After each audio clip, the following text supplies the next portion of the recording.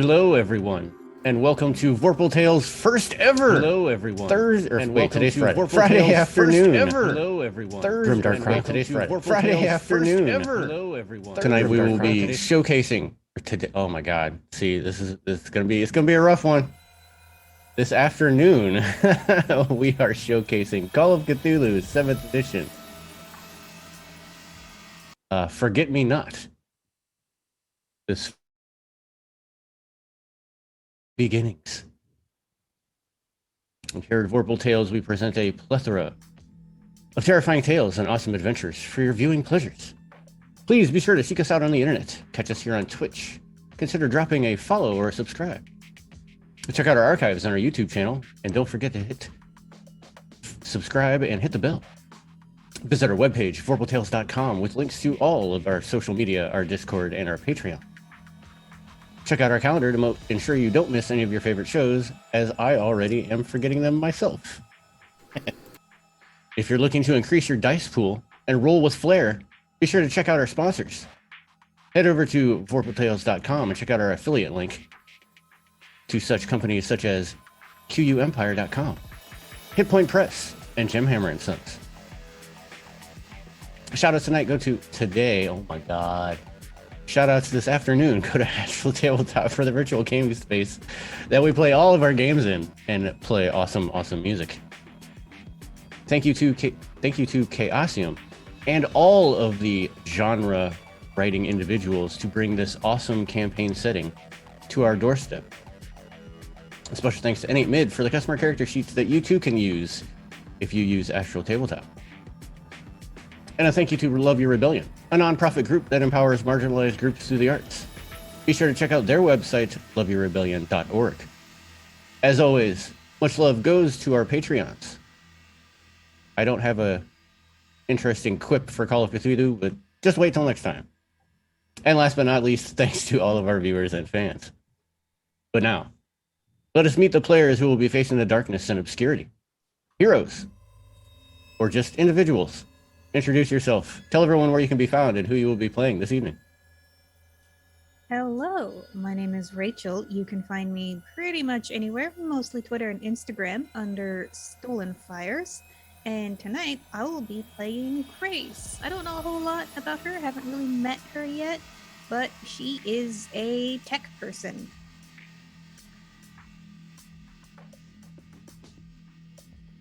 I am Eldritch Echoes Online. And in this show, I will be playing Clive, who is the face of the ghost hunting crew. Wait, did you feel that? They're with us. I can sense their presence. Hello, my name is Mare, and I go by Oh Hello Mare pretty much everywhere on the internet. And I am playing Nicola, and she is a researcher and investigative reporter, kind of like a freelance Jessica Jones type. Hello, I am Kisama of this time, wherever we are, and you can find me on Twitter at TrueKisama, and tonight I'll be playing Nick Vowell, our haunting expert. And hi, I'm Corey Frang, they, them. I'm going to be playing Ash, the co-host tonight, who brings a little bit of the sciences and anthropology to the table. Also, they, them. Yeah. Hi, my name is Savannah. You can find me online pretty much on any platform under Miss Emo Fox. Tonight I will be playing my character Ruby, who is our medium, who was invited to bring some views to the show. And also, thank you to Matt Calhoun and the Macaroni for the follows.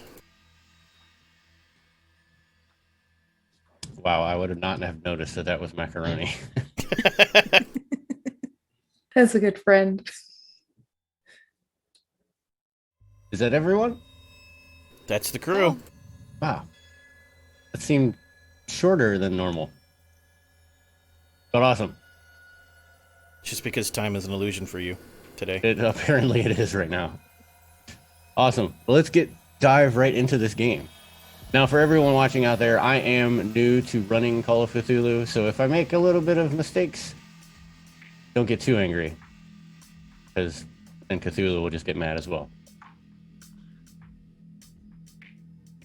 But first off, we're going to start this off with a bang. And by bang, I need everyone to make a couple of rolls. Your first roll I would like is con.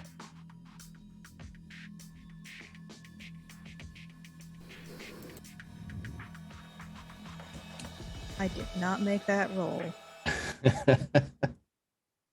I got a 77 out of 55. Ugh. Failure for me. Same. I think I also had a failure. For those new to Cthulhu, if you didn't roll equal to or under your number, you failed. Oh, wait, no, I rolled under. I'm fine. I rolled underneath my regular con. Under good, right? Yes. Small. Good above Small bad. good. Good. Okay. Small good. Yay. Small good. All big good. bad. Yay. Normal success for Nick.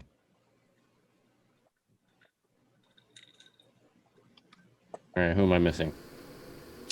Ruby. What was Ruby's roll? Regular success. Regular success. Nicola. Did I click it right? You Yeah, you did. got the extreme success. Oh, extreme success. Because you rolled a 2. Mm-hmm. Mm-hmm. Boom. And Grace. I failed. Sorry, I'm still getting fitting the names with the characters. All right. This will come into effect here in a moment. But now, I need luck from everyone.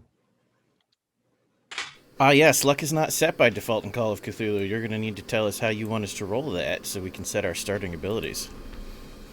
Hmm. The normal roll is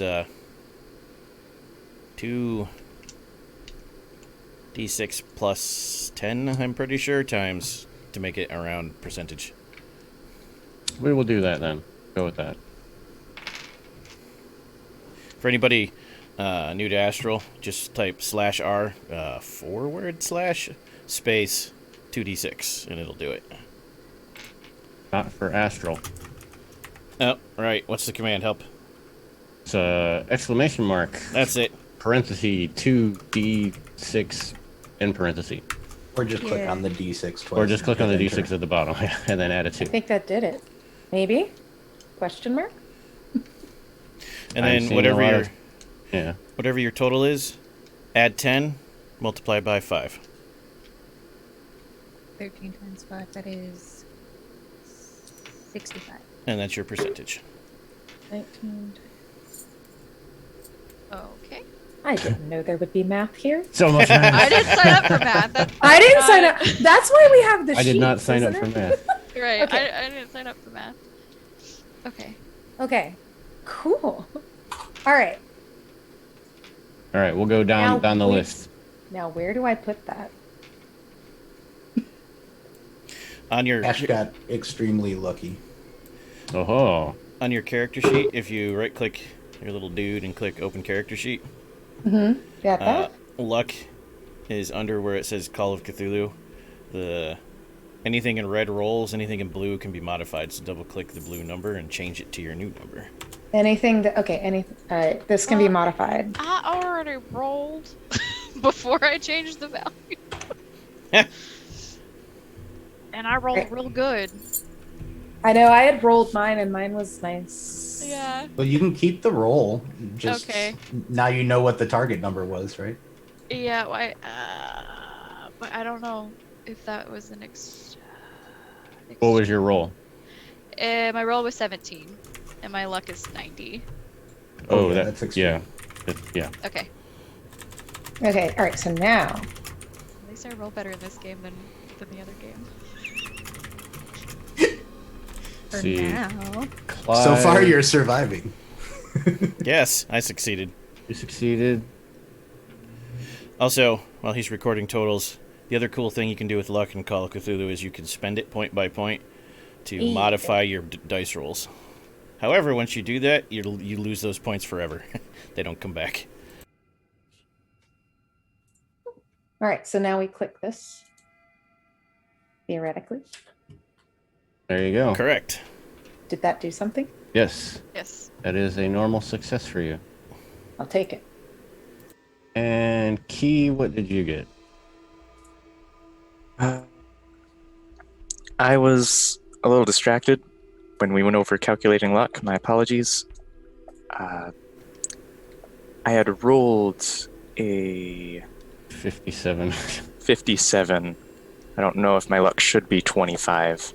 I feel Your like luck- Your luck should be 2d6 plus 10 times 5. that's 10 times 5. Okay. All right.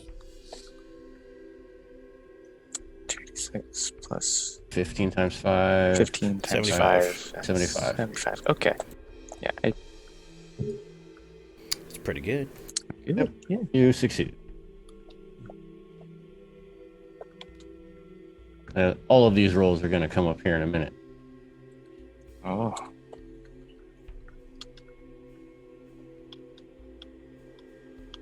All right, now I need everyone to roll a single percentage die. So a D100. 04. Oh, wow. Yeah. Ooh. 8. 14. 28. Wow.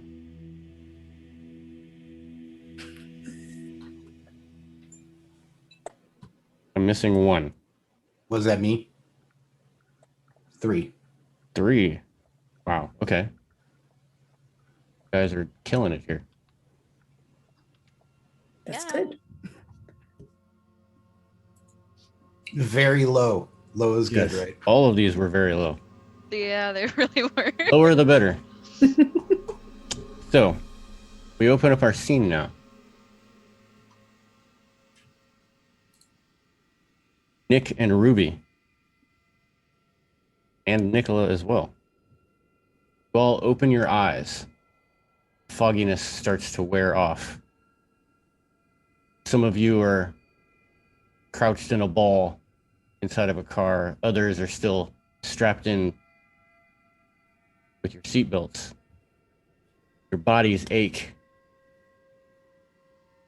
Got crusty blood on different parts of your body. You know, a cut on your arm. What feels like a couple of bruises on your legs. A little bit of dried blood comes down from your forehead.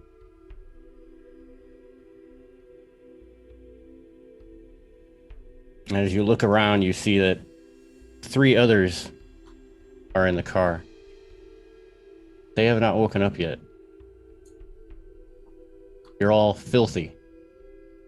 Pieces of dirt caking your clothes, face, your hair. Even underneath your fingernails, the dirt is immense. Joints are stiff. Your throats feel incredibly raw, as if you haven't drinking water for days. Your head pounds. Your stomach is upset.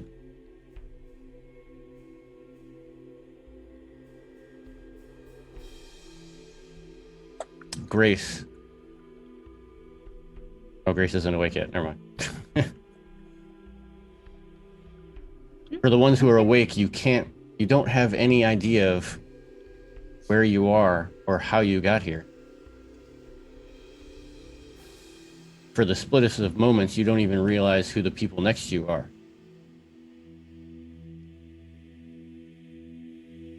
And then you realize that you do know them. Some of the details are still fuzzy.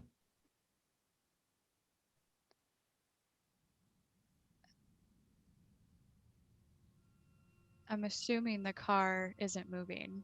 The car is not moving.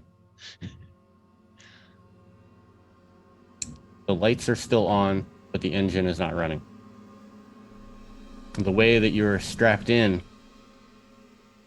it seems like the car is kind of on its side, as if it's in Oh. a ditch. Is it dark outside? Like, It is dark. it's dark.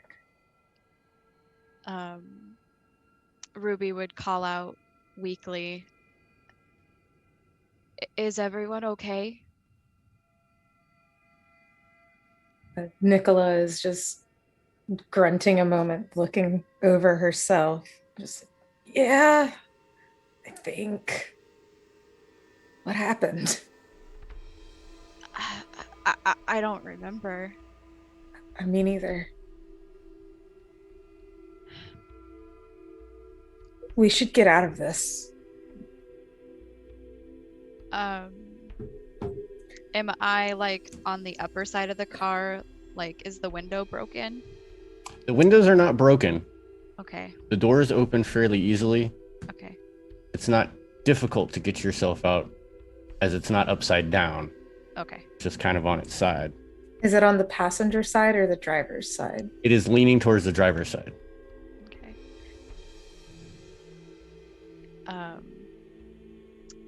Is someone unconscious next to me? There are three. I'm not sure how. Let's see. I'll make a quick drawing of the car Okay. real quick. Find out where everybody's at. Yeah, here's a key question for once we're all awake. Who was driving? Yeah. Who's Oh, in the driver's? I already know who is driving. That person is passed out. Okay, cool. I was about to think. Yeah, all of those who are awake now are not in the driver's seat. Okay. Let's see what So you did. Let's see what Ruby, did you there, are in Amber. the passenger seat. Okay. Nicola, you are behind the driver. And Nick, you are next to Nicola. Okay. Then Ruby would then actually reach over to the driver and try haphazardly to feel for a pulse. Nicola is doing the same thing, just kind of, if anyone's slumped over, just kind of not very gently shoving people back. She's not a very nice person like that, so she just kind of gently shoves them back, like pulls the head up to kind of see, are you dead? You dead, bro. Are you dead, bro? As you push up the driver, Clive, you are in the driver's seat.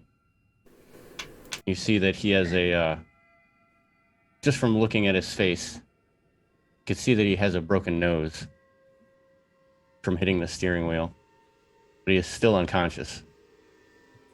Did the airbags deploy? There were no airbags. The hell kind of car were we driving? Easily from the 70s. Easily.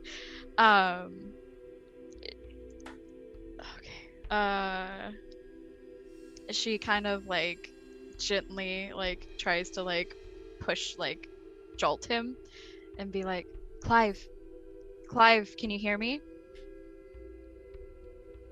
See if she You gets may any wake up response. now, Clive, if you wish. Also, thanks for the follow, Theldra. Clive groans, says, shit. Resets his nose violently, and then immediately freaks out and goes, my jacket. Shit, my jacket. Okay, good, no tears. Clive, do you remember what happened?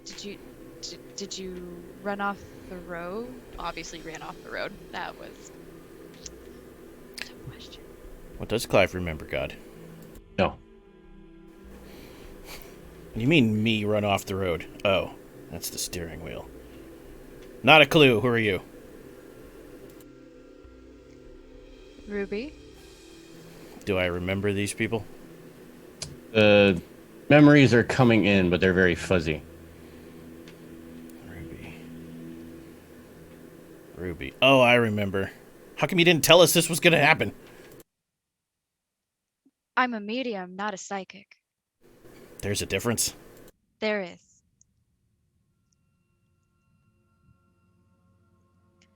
I look around. Who else is still unconscious? You have two more in the far back seat. Ash and Grace. This is not really a car; it's more of an SUV. Any Nick would have climbed back there and started checking on them. At one point, just give one a slap to the face, like, "Hey, wake Yeah. up! Come on!" As you look at the two, Nick looks to be in the same kind of state that you all are. Small injuries, unconscious. However, Grace seems to look like they might have spilled something on themselves. Like Nicola would like look at that a little closer. At first, just kind of if it's gotten into someone's lap, having that initial gut reaction of, "Ooh, what is that?" Is there any contents in No. the spill? No contents, but it definitely smells of urine. Okay, gotcha. So there's that initial. Oh God. Hello? You okay? Just kind of jostling lightly. Do I see any blood or any like? Just the small scrapes. All of you rolled well enough to not have any huge lesions or anything like that. Yeah, so just kind of continues to like kind of jostle. And is there someone further over? If I was behind the passenger or behind the driver, that would be the Yes. middle seat. Nick had already Oh, he had jostled already- them awake. Cool. So anyone between Ash and Grace, you've just been jostled. You may awaken if you wish. Yeah. What the fuck? Why am I wet? What happened? It's okay. It could happen to anyone. Are you okay? I think Anything hurt real bad or? it all hurts. Ow. is anybody dead? No, No. no, no. Good, Looking because the insurance cons- would not cover that. Yeah, it's I make looking sure at- there's no people behind us and Really, Clive, that's what you're thinking about? Insurance right now? Well, yeah. This show doesn't run on love. Thought it did. You can get paid in love if you'd like. I prefer money, but Ditto. Do we know where? Does anybody remember where we were heading? Where we I don't came know, maybe from? ask the driver. I did. He doesn't even remember crashing. I'm gonna go check and see if we hit anyone, and if we did, we'll have to get our story straight. Hold on, I'm gonna climb out. All right, so you climb out. I will also climb out. We all have cell phones, right? You check yourself, and you do indeed have a cell phone. However, Okay. there is no signal. Oh, that sucks. But as Does it tell us as the you time turn and on- date? It does. Mhm. September 17th at 8:24 p.m.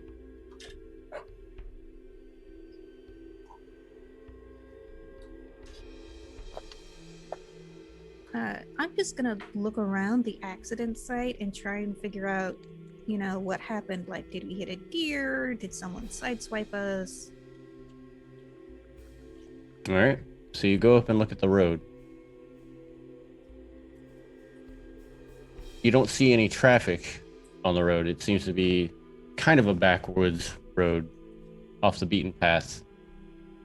It is still paved. And there are a few lights, but it is still much darker than a normal main road.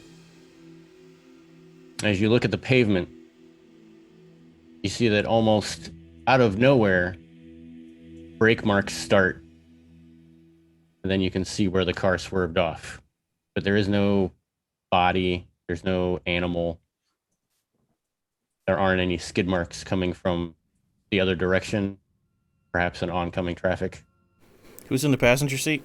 Shotgun? That was Me. Ruby. Kind of side-eyeing you, thinking to myself, did you grab the wheel?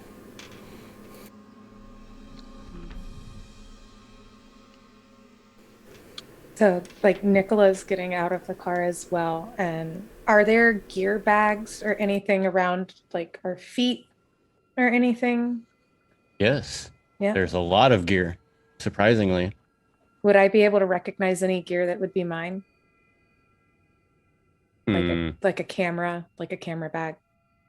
Yes, they are labeled with your Solid. names. Any type of gear that would have been used for the show Mm-hmm. is labeled. Right. You see an assortment of, mic equipment, cameras. What is the name of our show? Yeah. As labeled on the bags or maybe even the SUV. It is not labeled on the bag or on the SUV. What about in our phones? So one of you has a website pulled up on your phone for TSF International. Ooh. Fancy. That means we drove to Canada once. Yeah.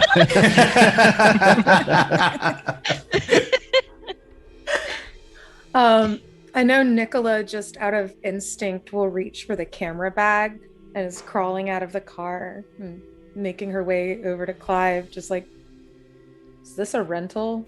Or I sure hope so. yeah, man, because like, I mean, I can throw me $10 and I can get you your insurance photos, but it is what it is. Does anyone have maps open on their phone by chance? Harina, I don't. She doesn't have her phone open. I could try. Nicola makes a good Hearing- point. So rather than help anyone else out, I go looking to see if it's a rental and there's rental paperwork. Yeah, as you guys were talking about the rental car, Ruby like pops open the glove box and it's right in front of her because she hasn't gotten out of the car yet, and sees if there's like registration or like a rental agreement paperwork or anything like that. It is a rental car. And as Clive comes over, she like thrusts the papers to him. She's like, "It's a rental." Oh, thank goodness.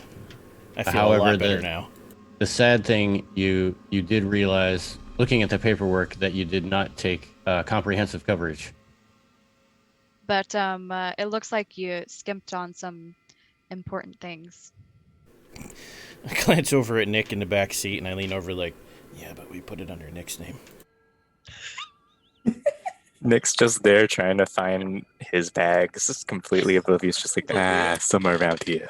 So precious. At that point, Ruby does unclick herself, and she'll pick up her purse, that I'm assuming is in the floorboard in front of her, and she'll get out of the car. All right. Who was going to open up their phone to check to see if the GPS was working or anything like that? I was checking mine. Yeah, Grace already has her phone out. Where are we? That's what I want to know. While I said the No signal. you don't seem to be getting any signal. However, the app does open on the phone, and you can see that the last known location before it gave out was Clio, Michigan, a very small city. It is kind of nestled, based on what the map is, it's nestled somewhere between the thumb and the mitten of the Lower Peninsula area. Does that mean anything to my memory? No. Clio, Michigan? Clio, Michigan. Oh. Does it show you how far away that was before it gave out? No, it does not. Does Clio, Michigan ring a bell to anyone? I'll say out loud as I'm like collecting my stuff and getting out of the car. Michigan? Why the hell would we be in Michigan?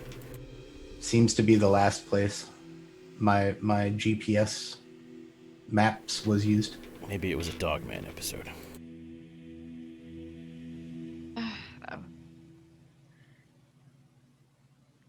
I guess. You mean man dog, I think. Dog a bounty hunter? Are we It's a- bounty hunters? It's a whole thing. Some I think- guy in the I think 70s wrote a he's in song about Hawaii. werewolves, and so now they think they have dogmen. I don't know.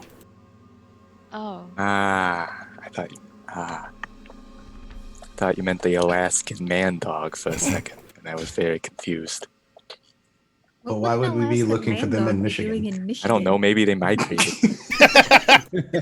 They migrate like birds. Exactly. She gets it. I don't get it. As you guys continue to reconnoiter the area and grab your equipment and personals, Ash, your phone pings on and gets service. Whoa! I got a bar. I'm like, That's why Let me everyone. look up. I look at my phone and I'm like, I should have switched to Verizon. And I just you- don't trust the guy. because you did have the map app open, it resyncs, and you are only about 4 or 5 miles outside of Clio. Nope, we're still in Clio. How far are we from like the actual town? Was there a destination About set 4 in the map? miles that way. Oof, that's a long way to walk in the dark. What time is it? It is now 8:32 p.m.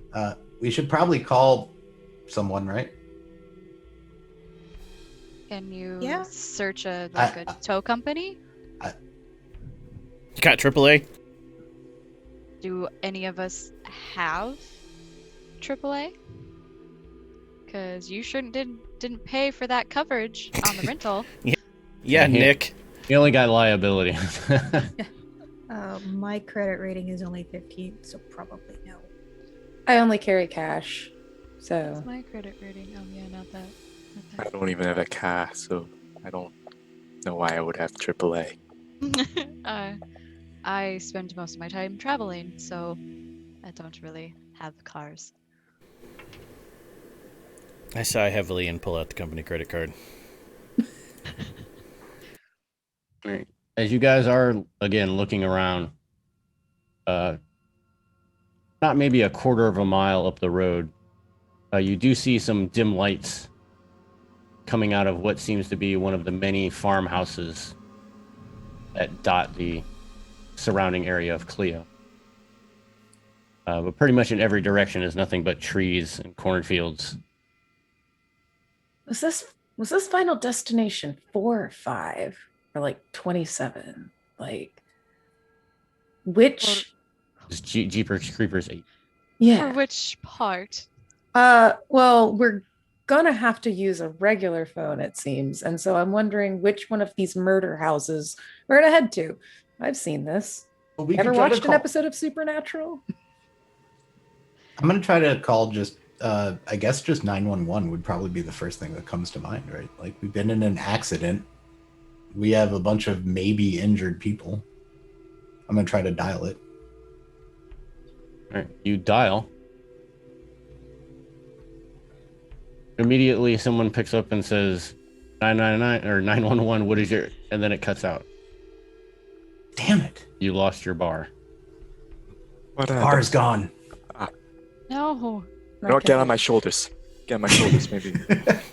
I'll I'm lift you gonna up. I'm gonna stand on the car. I look at Nicola and I look at the farmhouse and I'm Alright. like, maybe we'll get lucky and this is Rocky Horror. That'd be cool. That would Yeah, be cool. let's go. That would be. I'm going. Grace starts walking Okay. or limping. Grace, wait up, and Ruby will catch up and assist Grace in her limping. Nicola leans over closer to Clive. It's like, looks like it's murder house number 3. Just remember, She looks back. That's not helpful. who was the one that was injured? Grace? Grace is limping, yeah. Just remember, Nicola, you don't have to outrun the zombies. You just have to outrun Grace. Thanks, Clive. You're super helpful. Why did I agree to do this show? I'm wondering the same exact question, Ash. Because we just broke 250,000 viewers. We're famous. My Tell Twitter that to is my on last fire. novel. My This is Twitter true. is just bomb. Plus, we just picked up a new sponsor from Purple Mattresses. That's good shit. They have good mattresses. You do have good mattresses. I've got like 3 of them. Grace, Stacked up? Yeah, Whoa. it's extra comfortable. The cozy. Ah, like you wouldn't believe. Grace, do you think your leg's broken or sprained? I'm fine. I'll be fine. I'll believe the second part of that. You will be fine. You are not fine right now. Yeah, but life is suffering. What you gonna do? And everyone else is too busy talking about Murder House, but we need help. Right. So let's get help. Plus, there's 6 of us, and there can only be one of them with a chainsaw. Somebody's getting away. Now, one Thanks of for us the will follow, get TTRPG, Neil.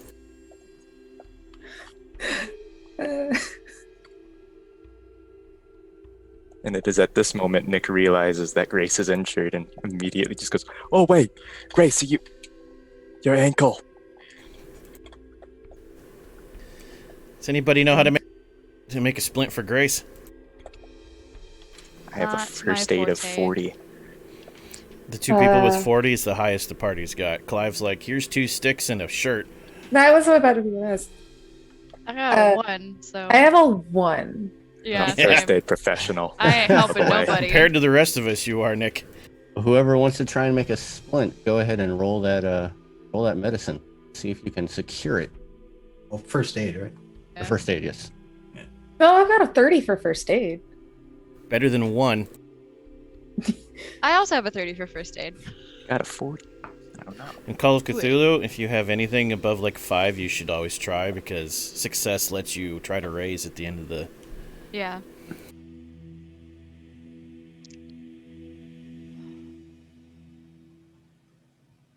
Okay, so Nicola, you got this. I believe in you.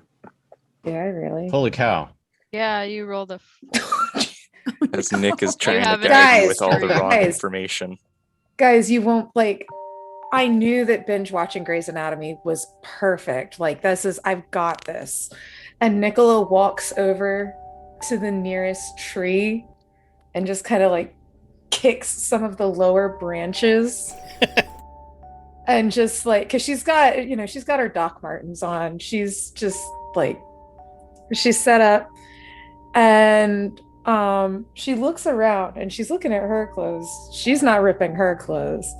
She'll go over to she'll go over to Grace. She's like, Grace, all right, I know you've got cords you don't need in one of these bags. Which cord do you hate the most? And holds up one of the bags and opens it. Oh, that fucking blue one. The blue one. Gotcha. So Nicola takes the 2 sticks, puts them on either side of Grace's ankle, and does this beautiful ballet crisscross up the thigh. Or not the thigh. What is that? The ankle. I mean, we could go that way. How long's the blue cord? And just ties it up. She's like, danced till I was 14. You got it. You're good. How's that feel? A lot better. Thank you. It's nice to know some people are competent. Bogart34 approves. Thanks for the follow. As you say that, Nick looks up while he's trying to put the splint on the other leg, huh? It immediately falls apart. He looks down, just goes, You don't need it anymore. picks it all back up, stands up, just gives up, okay, fine. Nicola just kind of pats Nick on the shoulders, it's okay. You're good. I mean, Nick, you could just, help her, since, you're big, strong. Ah, yeah, guess I am. He does it, his little, ear belly goes flump. As he does that, all the splint stuff falls to the ground. He was carrying it and then went thump. He goes over to Grace. Clive looks at you and says, yeah, you're like a regular Bruce Willis. Current day Bruce Willis. Ah, thanks. something interesting happens after the cord, or as the cord is being pulled out of the bag before you finish the tourniquet. Or not the tourniquet, the Please Well, don't it's just tourniquet like- my Wow. leg. I need that. This escalated quickly. This Sorry. escalated way up. bad choice of term. You notice a key falls out of the bag as you're pulling that cord out. And attached to the key is a small blue diamond. Is this to something? And like kind of picks up, hands it to Grace just because that's the closest person to you. This yours? Do I recognize it? No, but looking at the diamond piece of plastic, you see that it reads the Coach and Lantern Motel, 12705 West Vienna Street, Clio, Michigan. Is it like a real blue diamond? No. Like, that's a fancy hotel for this part of the world. And on the other side, it has the number 3.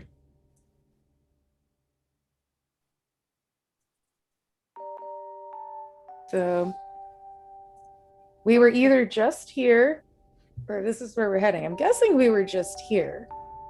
Because unless do people mail out motel keys? And just hands it to Grace because it was in her bag. So I stop. key, madame. I Yeah, I stop. checked to see if I have a key. Yeah, Ruby opens up her purse and starts rummaging through to see if she has anything like that in there.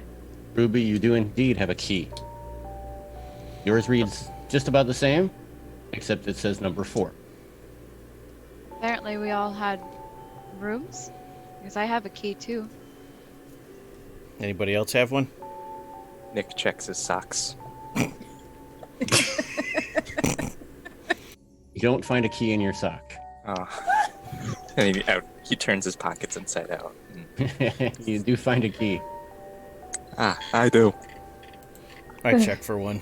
What room does Nick have? Nick has number 6. I check for Nicola a key. checks as well. Oh, Nicola, number 7. Clive, number 8. What about Ash? alright. Ash, 9. Aren't I you stop supposed and to I'm get like, these wait. in when you check out? What? Read your numbers again, Nick. 6. Grace? 4. Ruby? I thought I was 4. Was I 3? Oh, I think I was 3. You were Grace 4. was 3. It's just like, wait a minute. 4? Grace was 3. Ash? 9.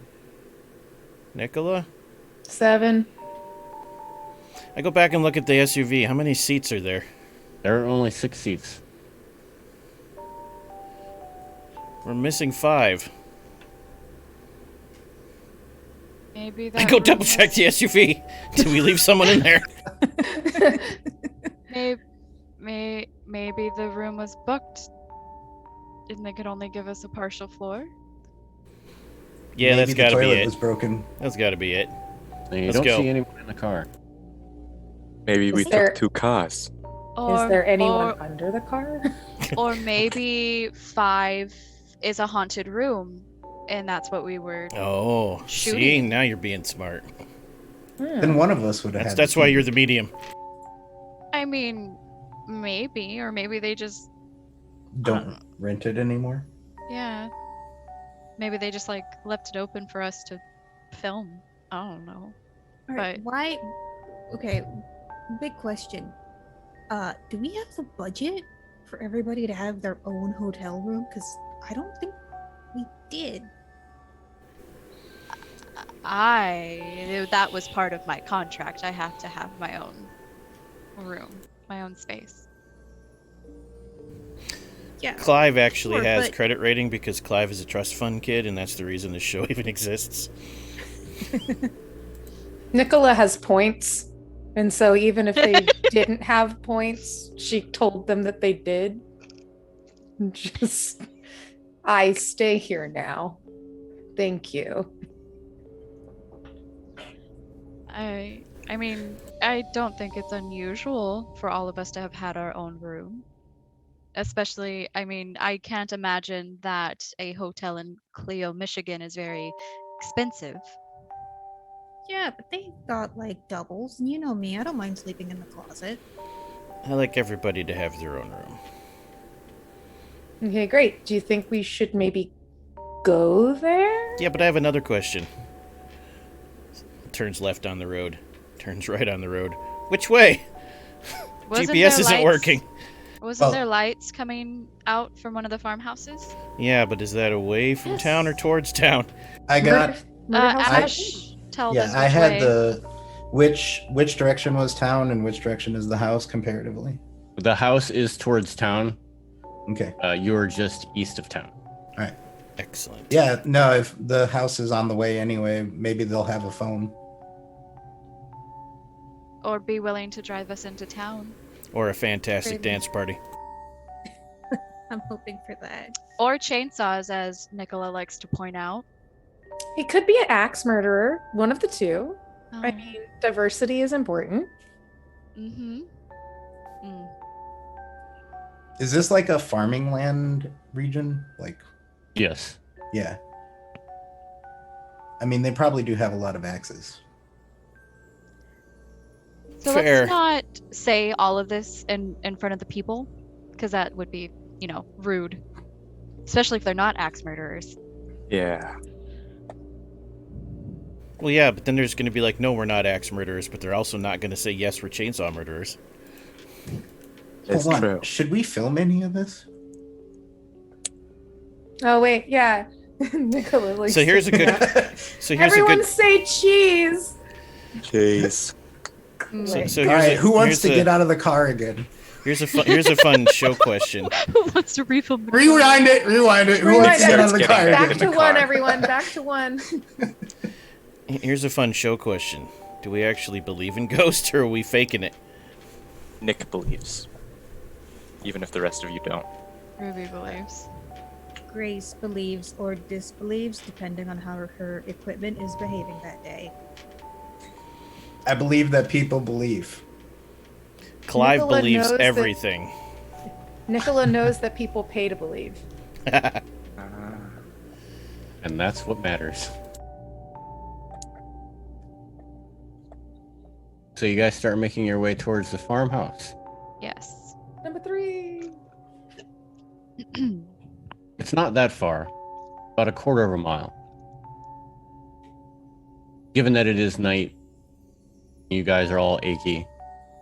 It seems that the creepiness of being out in the middle of nowhere and the cold seems to creep in more than normal.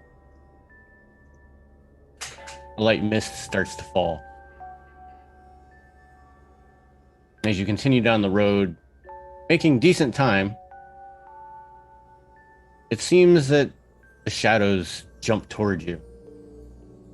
And every so often you get a feeling that you see things moving in the mist out in the cornfields. You see some of the crop move. You hear rustlings. Then all of a sudden, a bang! Flash of lightning as the storm starts to move in. Ruby definitely jumps at that. Gives out a little shriek. Grace counts the seconds between the lightning and the thunder. Clive has seen Nicola- this movie. He's Yeah. side-eyeing Ruby, and he's pretty sure the ghosts followed us and possessed Ruby. Nicola is just kind of, especially with her camera equipment, because she would keep her camera, the still camera bag next to her. She's just kind of like taking her jacket and putting it over top of that because she knows those cannons are not cheap. It's true. About 15 or 20 minutes rolls by till you make it to the exit off of the main road onto a dirt road that leads up to this farmhouse. See a sprawling, wooden fence line around this nice little farmhouse. another 200 feet from the main road, and you're able to make it to that house. You go and knock on the door, and you are met by a slightly elderly woman. She goes, "Yes." Good evening, ma'am.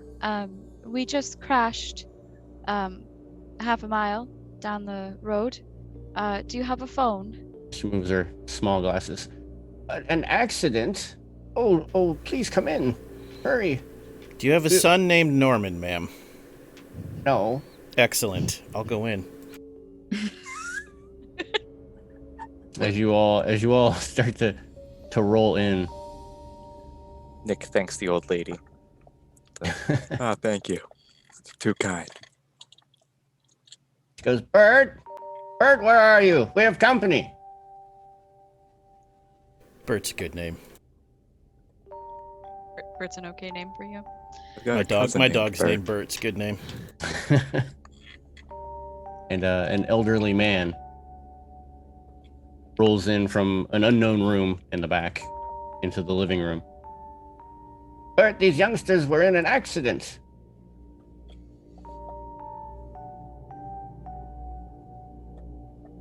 He all looks at you. An accident, you said? Do you have a phone we could use? By all means, it's right there. Thank you.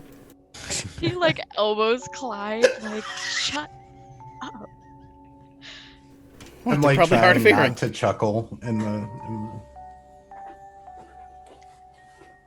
And you, Bert turns sir. to his wife, says, I'll stop with the with the voices for now. Donna, why don't you give these young people the number to Dave's? Is Dave your local mechanic? Yeah, Dave owns a garage.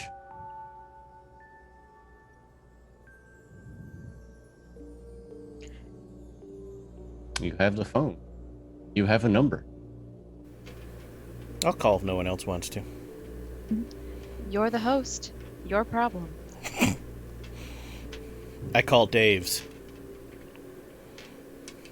Dave picks up. What's he say? Dave's garage. How can I help you? Yeah, McLovin, so right? We were driving down. What's the name of that road over there to the old couple? Shit. It's Michigan, so it's probably like Route 7 or something. Yeah. Go Route 8. Route 8. Just because.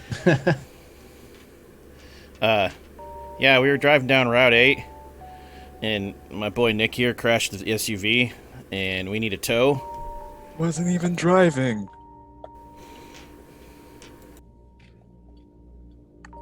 Says Route 8. Whereabouts on Route 8? I don't know, about a half a mile from this creepy farmhouse that we're in. Nicola makes like an audible laugh. You mean the Baker estate? Is this the Baker estate? I don't know if this is an estate. The state. This is like a farmhouse. This guy's name is Bert.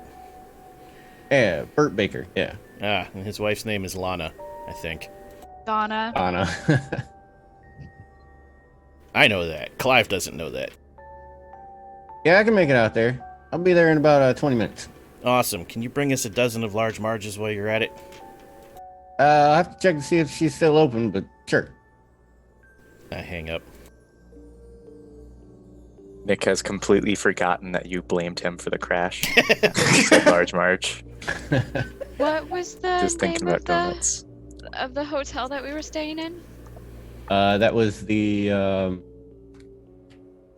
Something in Lantern. Coach and Lantern. Coach Coach and Lantern. and Lantern. Donna, are you familiar with the Coach and Lantern Hotel in town? Oh yes, I am. It is probably one of our more famous hotels inside Clio. Why is it famous? It's the only one we have. Ah. You can't really argue with that logic. You can't. Best hotel around. Okay.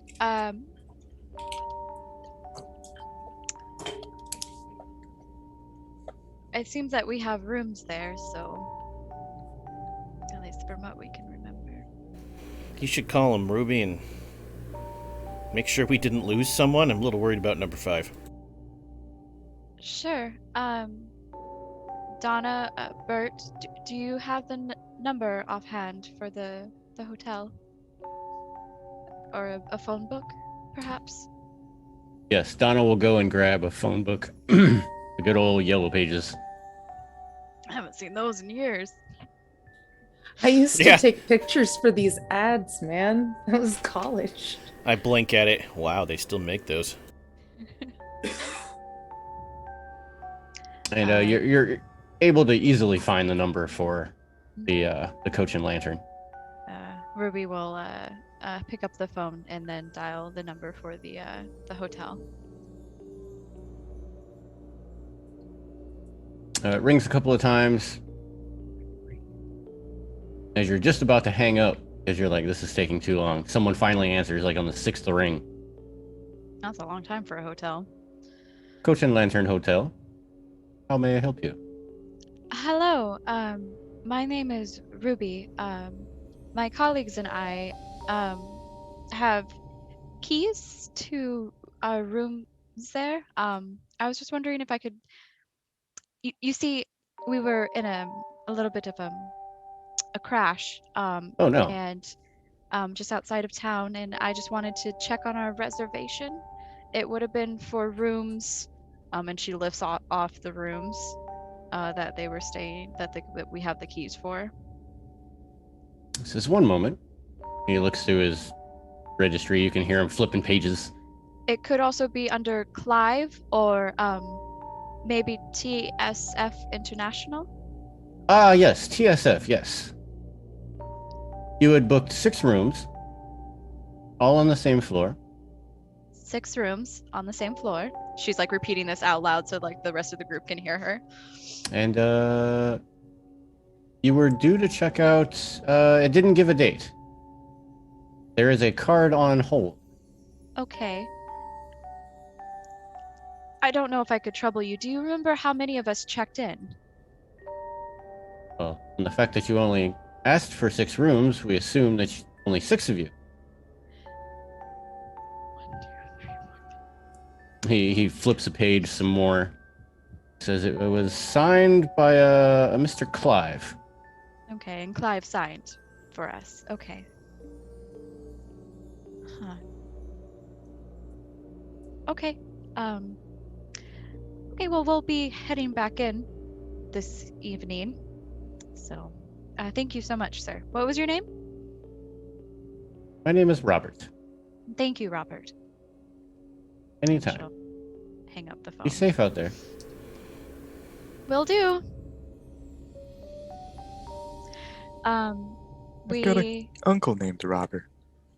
We have a reservation with no end date. It is under TSF International, and Clive, you signed for the rooms. We took a floor of rooms 1 through 6. Okay, good. That still doesn't explain where 5 is. No, but that means we didn't lose anyone. It's probably the haunted room, like somebody said. Yeah, or like Broken I don't know, toilet. maybe some I'm still traveling going with broken phone toilet. in room number 5.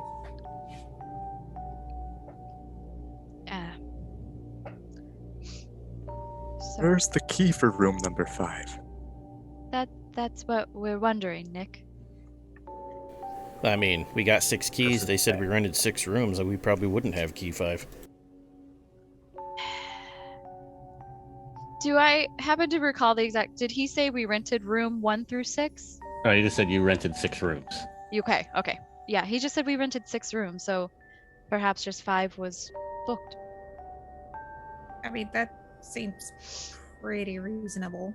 Seems Yes. pretty kosher to me on that front. So, I guess, do we get another rental?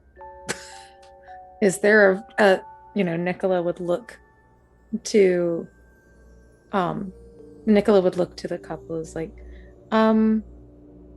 I think that we have some hotel rooms. We have a hotel room over there. It seems like everything's all set up.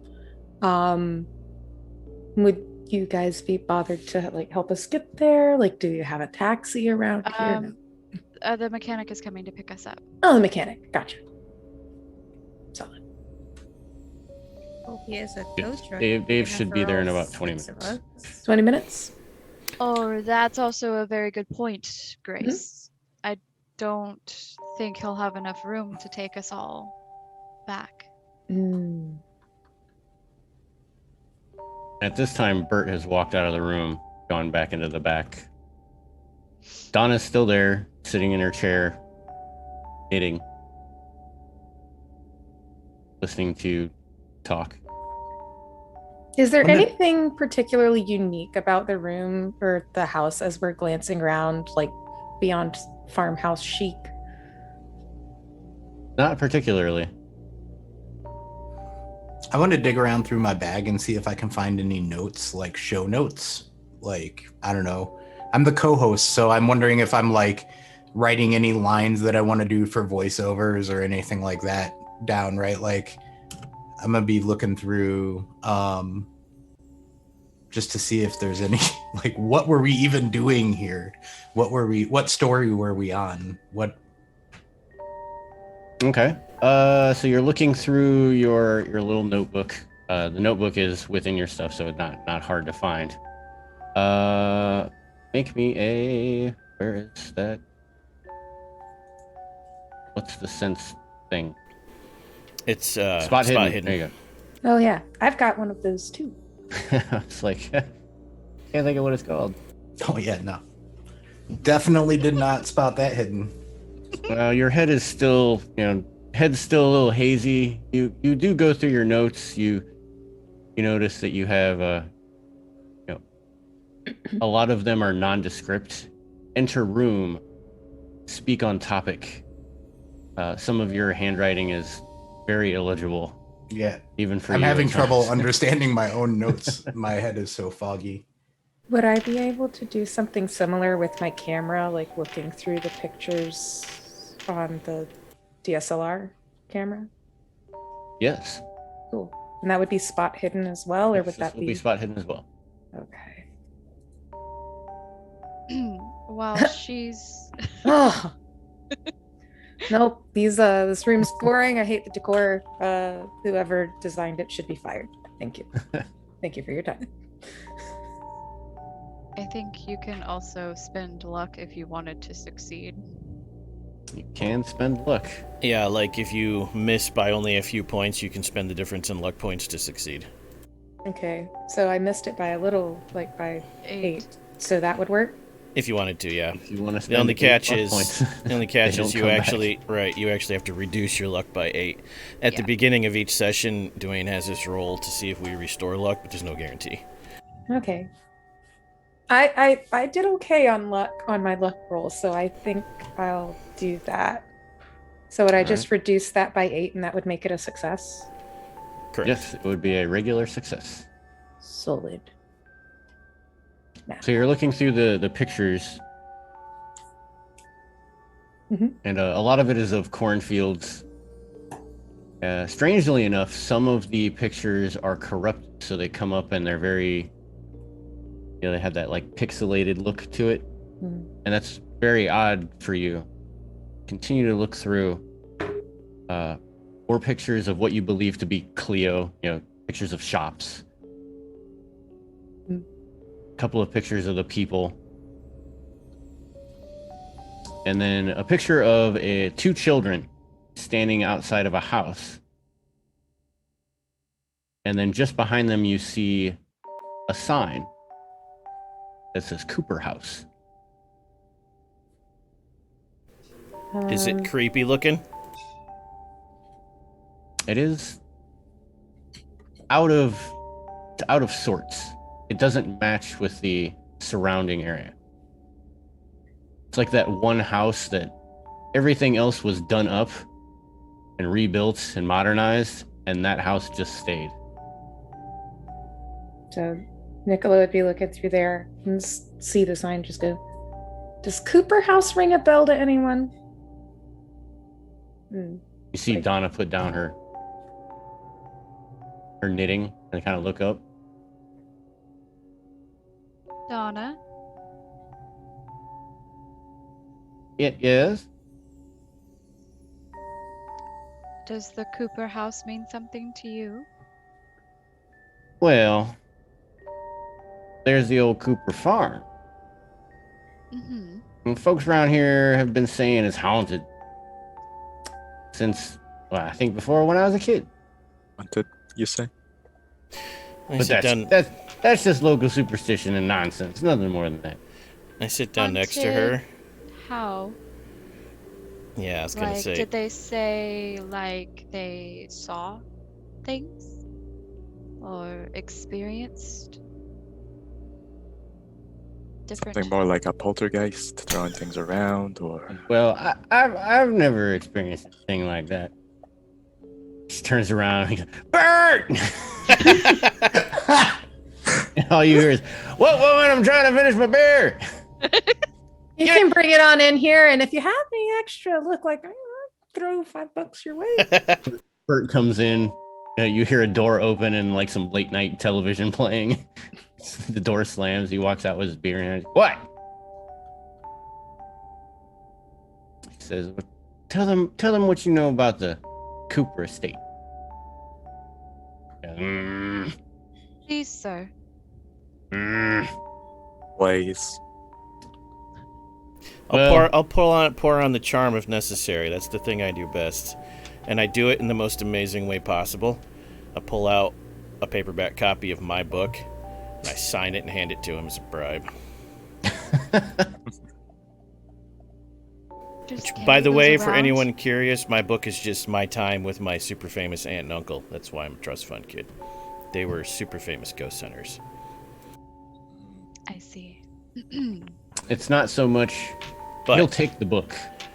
Do I need to roll? Is the question. You can roll persuade. Okay. I don't think bribe is a skill, is it? Not so. Well, there's much. also charm. Oh, critical failure! Oh no! Oh no! Oh yes. You get kicked out of their house. Are we walking? Oh no. It's like, Clive this deserves is what that. I'm telling you, Donna. You got these city people coming in and start handing you stuff. You don't want to know about what goes on here. And he slams your book on the ground. I am so sorry, sir. She picks up the book and throws it back at Clive. I am so very sorry. Our host here is very uncouth in his ways. I sincerely apologize to you. But I am, you see, in our crash, just things aren't quite connecting, and I'm hoping, since we have a picture of the Cooper house in our film reel, that if maybe we learned a little bit more, it would, jog something for us. Please? Creepy ass axe murderers. He turns to Clive and says, see? This is what you get when you say, please. People are nicer. It's the city's liquor. And he goes on to explain how... Oh, good. When he was a kid, it was always of fun to get dared to go into this creepy Cooper house at night. And one time he did take that dare. And he explains that nothing really happened to him while he was there. He just feels that his childhood imagination had gotten the better of him, dark, alone. The shadows move, and then when you look, there's nothing there. But now that he's older, there might be something to it. All that nonsense might be something.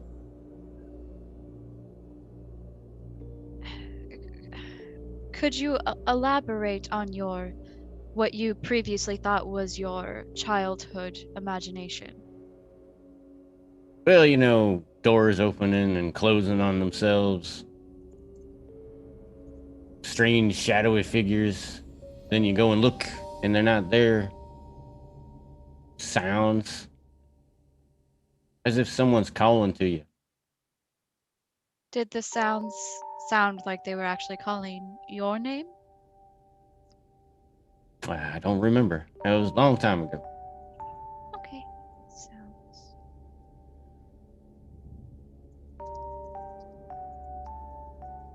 Now, Ruby, I would like you to roll charm. Oh boy. Charm is different than persuade. Yes. It doesn't matter when you have a 15. Or you can Whoa. roll a 1. Apparently it does. Oh. Anybody who So- succeeds on rolls, by the way, don't forget to check that box to the left of it.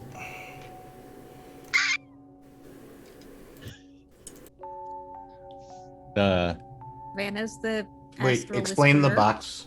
for Yes. me, So please. in the Astral character sheet, they got those boxes to the left of all of the investigator skills.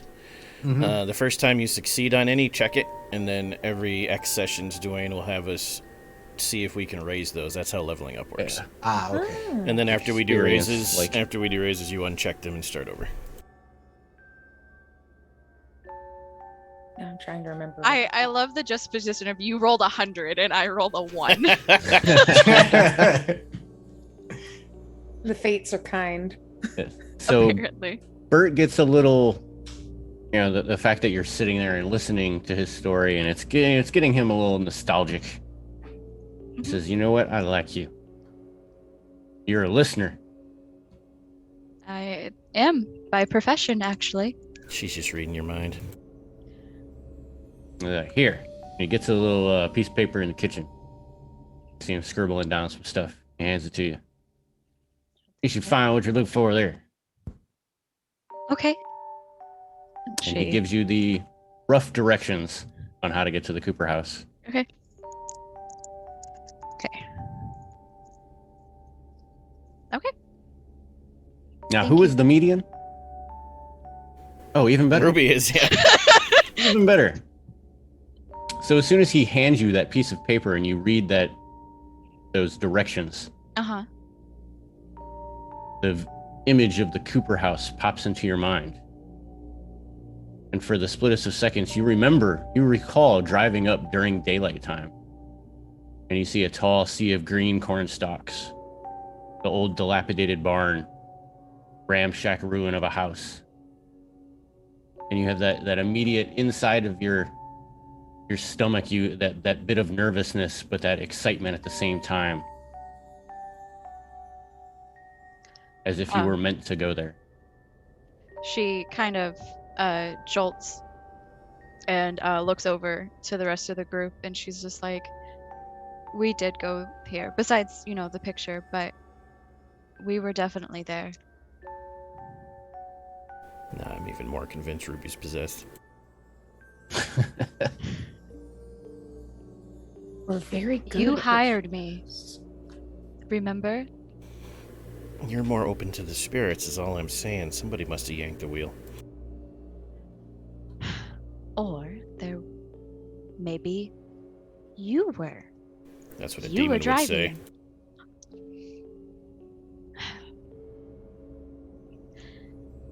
Ruby would actually like to take out her phone and like see if she can look through her like emails or files and see if she can find the contract that she would have signed to come on the show, to see if it like details anything further.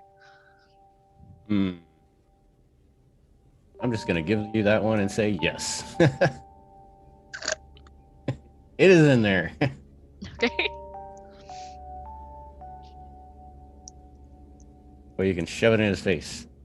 Yes.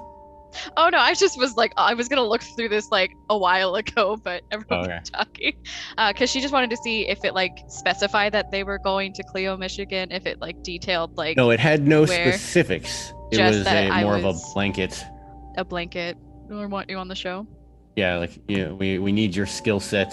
We're going to be filming on location. Hmm. Location yet to be set. So this was something that was written up either maybe a week, 2 weeks, maybe even up to a month or 6 months prior to you actually going. She like looks at. She's like, see, there's your signature right there.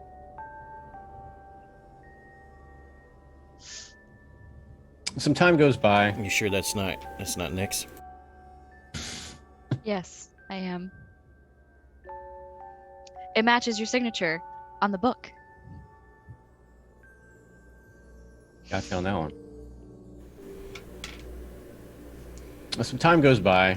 Donna offers you refreshments That as reminds you me. wait for Dave. I give Donna the book. She places it in the that nice little container that you always see next to the recliner. That's got your magazines. Yeah. Oh, not the trash can. Yeah, not the trash can. The totally read this later can. Yeah. Yeah. Right next to Southern Living from 1972. Yeah, my grandma has one of those next to her chair Yeah. to this day. In a 50-year-old Reader's Digest. Yep, there you go. Yes, time passes. Refreshments are had. And it's right about this time where a tow truck pulls up with your van already attached, or your SUV already attached. That kind of makes sense. I'm assuming we would be the only crash on the road. Clive leaves and immediately gets in the truck itself. Somebody else can ride in the van. That's not legal or safe. Bert will offer to drive you into town. Yes. But before that, Mhm. before Clive even gets in, Dave gets out. He's like, "Who's gonna pay me?" I'll give him the Discover because we're fancy. He looks at you, gives you that same kind of like, as Bert did. He goes and gets the old school like slide, the old school credit card Carbon slide paper? out of his out of his car, out of the glove box. Charges you $80. Does the back and forth slide, hands you your card back, and then starts lowering the SUV. Oh no, we don't live here. This is going back to your shop. There's nothing wrong with it. Oh, Just needed to be out of the ditch. From what I can tell, it starts up fine. Throws the keys. I'm driving this time, Nick. Okay, that sounds. Wait, are Ruby you sure actually- about that? Ruby actually like looks over at Bert and is like, "Can I still take that ride?" I'm not driving with Clive. If you want, I can drive you into town. Thank you so much, Bert. Hey, is there space for one more? Gonna be a little cramped, but yeah. Who's got the best drive auto? Me. No. I actually do. I got a fat 2-0. I've got a 20 as well. I have 40. Yeah. Well, I still don't have a license. City kid. fine, I'll go get in the car with Clive. And leans over to Bert, just like, hey, still got $5 for you if you've got any beer for the road, just saying. Grace will take shotgun with Clive. All right. And she's going to turn on her phone camera and just record the trip for reasons. Just reasons. Just in case. Bert will clandestinely hand a beer to Nicola. just bless you, my man. And More or less, offers- not so that the others wouldn't see, but so that Donna wouldn't Donna see. wouldn't see it. just like she just like slides it down into her jacket pocket. You're a good and honest man, sir. A good and honest man. A true American.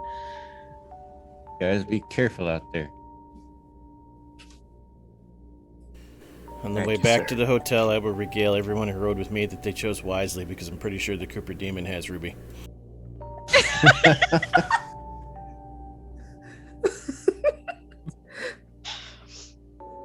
Yeah, So well, we're- so just checking. So Grace is in the car with Clive and me. Correct. And Ash never said where they were No, going. yeah, I'm going with the SUV. So Correct. Ruby and Just, Nick are with Ruby the old and guy. Nick are Yeah. with- Ruby and the Nick are Bert. with Dave. His name is Bert. Bert's the Oh, old no. guy. Yeah, Oh. Dave is driving. It's in the Dave's cab the of the other van. old guy, but Dave is the other old guy, founder and And sole representative proprietor. of Dave's garage. Oh, I thought Bert was offering to give us a lift in. Bert Originally. would have. No, okay. So yeah, okay. Now he So can we'll- continue we'll- drinking his evening beer, his nightcap. Yes, that's true. So yeah, we're in the tow truck with Dave. All right. So where are you guys gonna head to? I would instruct Dave to take us to the Coach and Lantern. Depends. Did he bring the large marges like we ordered? That was depending on if it was open. He Large does. barge is open. Oh. Then yeah, back to the hotel because there's good food in the SUV. We're fine. There are 14 donuts. see, those of us that Acres rode in the doesn't. SUV get donuts. Donuts and beer. I love Michigan. Single tear rolls down Nick's cheek as he sits in the front. Nick, you could have gone in the SUV. I don't think Nick's possessed. I'll make sure Nick gets a couple donuts. As you guys are rolling down the road, Nick just looks longingly at the SUV in front as he sees everyone laughing and shoving their face full of donuts. I bet they got peanut butter filled. That's what they got.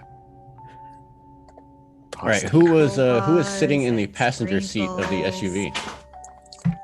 I think Grace was. Yeah, Grace. Grace. Because she's filming, just in case something weird happens again. Yeah. And Nicola's probably in the back, just continuing to go through those photos and like getting rid of duplicates, etc. Just, photography things. And I'm sitting in the back, also flipping through my notebook, trying to make sense of my own writing. Probably occasionally looking over at some of the photos, trying to figure out any memories, anything that flashes back. All right. All of these memories and information will be had. However, it is our halftime, so we're going to take a quick 10-minute break. And then we will return and find out more about the pain and suffering and the creepiness of the Cooper house. So stick around. We will return at 40 past. Thank you.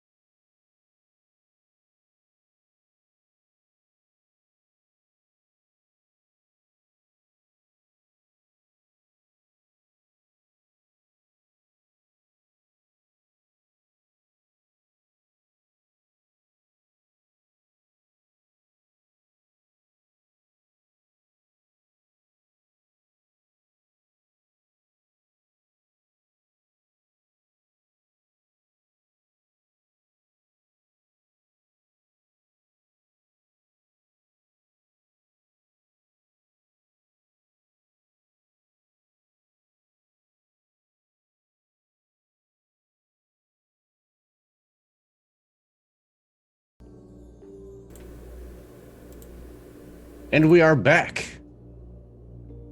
Our investigators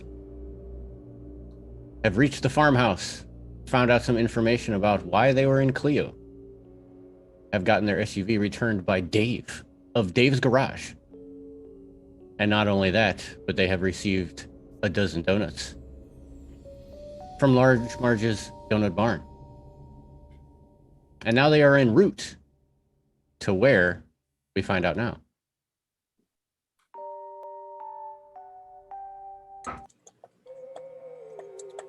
So where are you guys headed?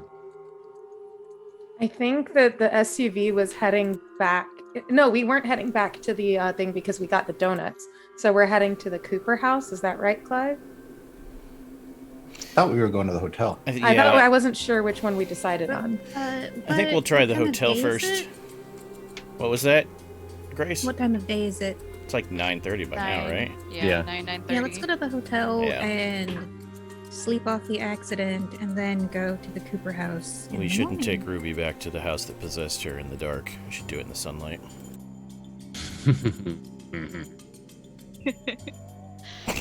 And yeah, and Ruby instructed Dave to take her and Nick to the hotel. All right. So you guys are en route to the hotel. Ruby, while you guys are enjoying donuts and I'm not enjoying her donuts. oh, you're not enjoying. Grace? Maybe? Yes, Grace. Sorry. Grace is enjoying donuts. Nick I'm wishes a he was donut enjoying man. donuts. I'm having to Sorry. console Nick. Still getting the names mixed up. Yes, Grace, because you were in the passenger seat of the SUV, correct? I am, in fact, in the donut mobile. So as you are enjoying the donuts and laughing it up, the trip back starts to feel more and more familiar. And you, just like one of your other compatriots, a memory triggers. And you are sitting in that same passenger seat. But earlier on, you don't know what day, but it is definitely daylight out.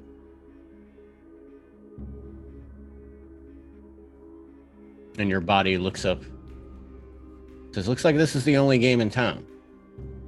And the van pulls in to that parking lot just as the van pulls into the parking lot in real time. From behind you, a voice says, all right, let's get some rooms and then get something to eat. I'm starving. Dinner's on me. You turn around and you see a red-haired woman that you don't recognize. Although it kind of feels like you should. Okay. Weird. And it is at that point where you pull into a parking spot. Dave's Garage's truck pulls up next and deposits the two in his car. I immediately, first of all, say thanks for the follow, Angie Pops, but then I give 2 donuts to Nick because I saw him in the rearview mirror like a sad puppy. One is, in fact, peanut butter filled. Filled with the finest of chunky peanut butter. And with the perfect arrangement of sprinkles. I hand the box to Ruby. I don't know if demons eat donuts, but here you go. Clive, what did I do to you? As soon as Nicola Am I gets talking out to of, the demon or Ruby? If I'm talking to Ruby, nothing. I'm gonna save you. Okay. Thank as you, soon as Clive. Nicola gets out of the car, she cracks open the beer and starts drinking it in the parking lot. She's originally from a closed, whatever the law is where I'm from, where you can't have open alcohol in a car, and for some reason that one just sticks with her. So just cracks that open and starts drinking, and just kind of has that. Ruby's moment. actually shocked that you didn't drink it in the car on the way over. There, where I have a law, okay? I don't have. So, So was that a good beer, Dwayne, or was that like some cheap beer, like local? Oh, that was a bottle of Fathead's Bumbleberry. Oh, now I want one. Not sponsored. She's just like, oh, yes. Good beer, old man. Good beer. So the motel itself, the Coach and Lantern, is a rather small hotel. And it itself is located off of Interstate 75. From the outside of it, it looks like there's probably a dozen, maybe 24 rooms. That's 2 floors. It has a nice, inviting lobby.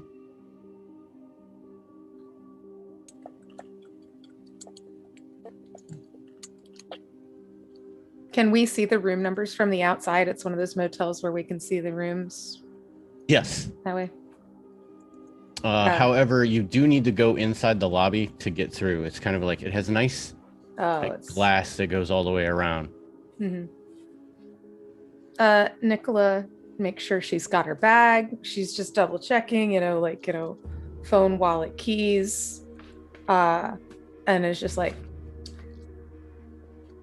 I had donuts for dinner. I don't know about you guys.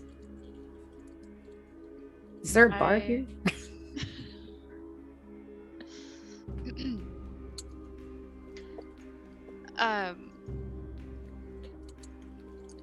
Ruby would go back to the SUV and like look in the back.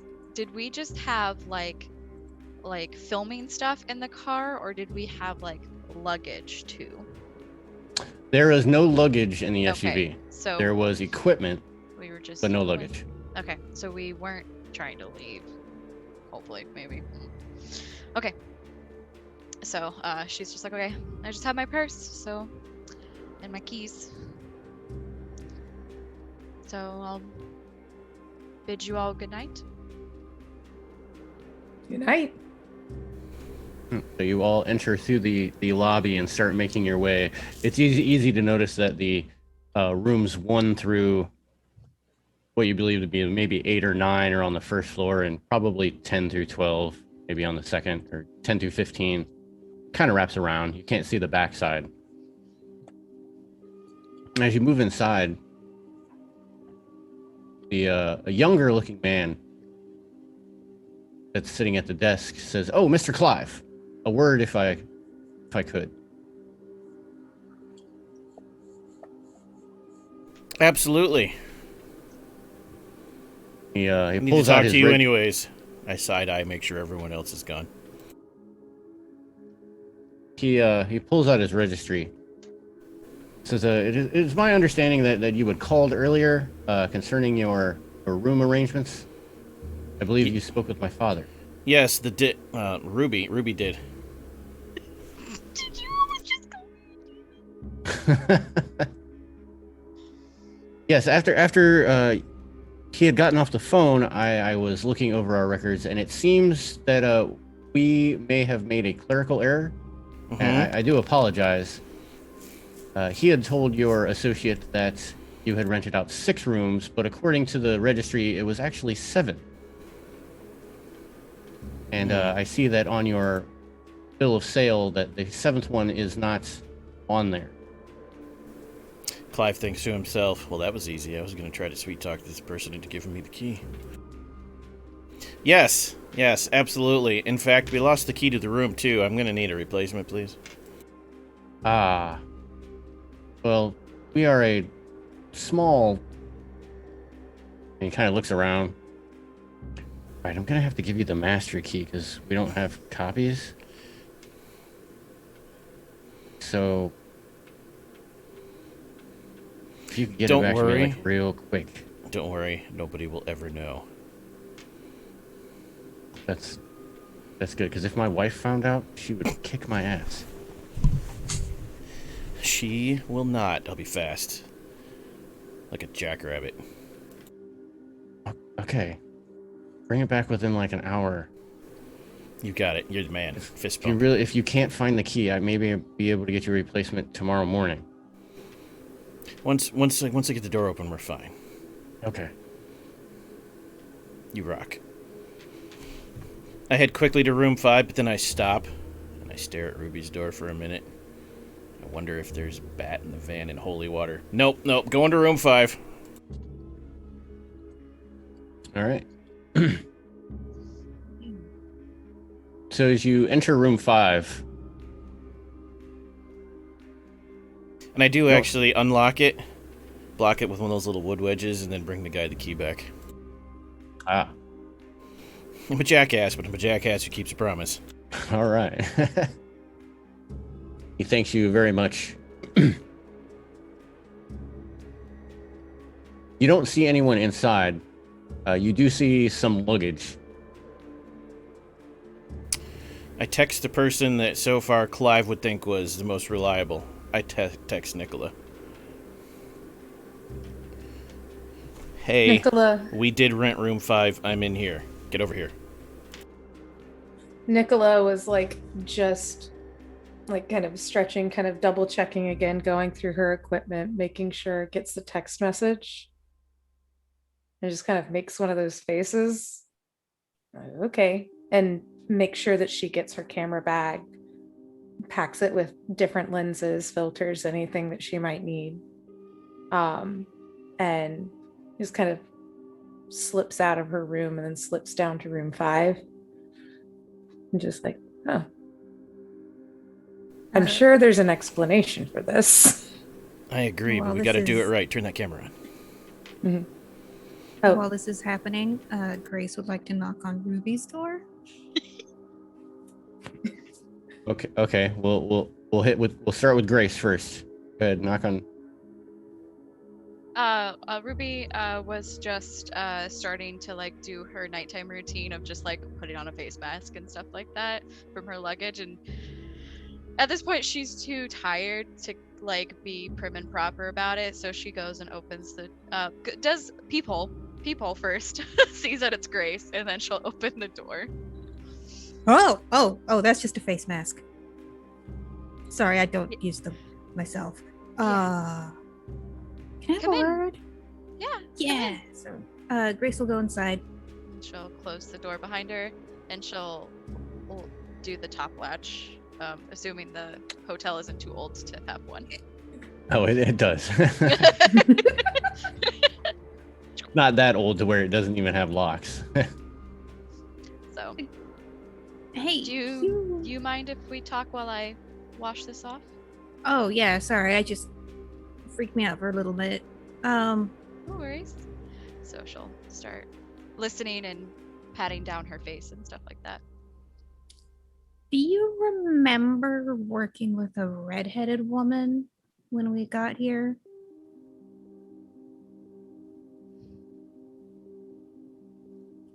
No? Because I had some deja vu driving Okay. into the parking lot, and I remember there was this woman, and she was ready to get to work and offered to buy us all dinner.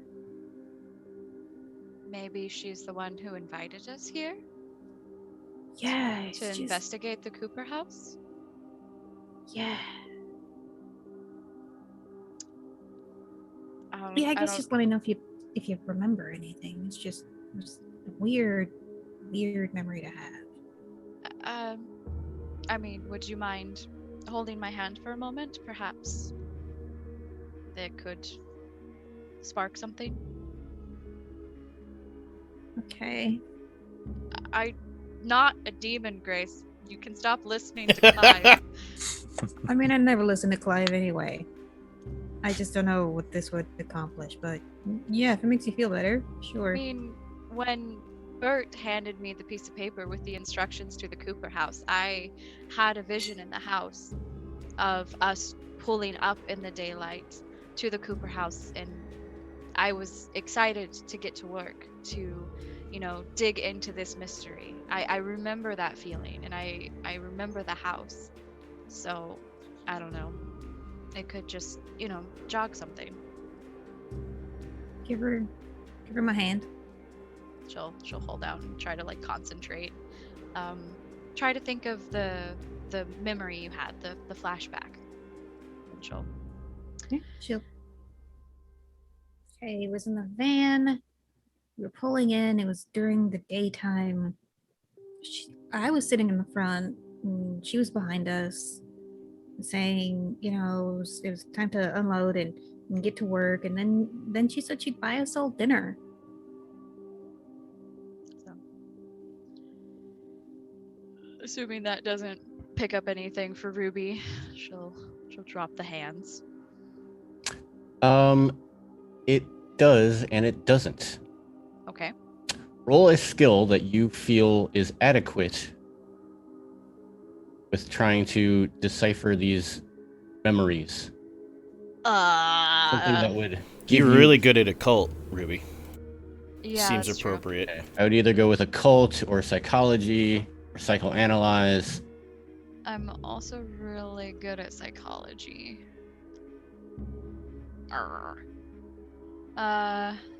Since I'm just trying to dig up memories, I'm gonna say psychology for this one. Oh, fingers crossed. Do regular success. So when she mentions a red-haired woman, for yourself, feelings start flooding in, and you have an immense pressure in the back of your head, almost as if a huge migraine is coming on. You're able to push it away. Okay.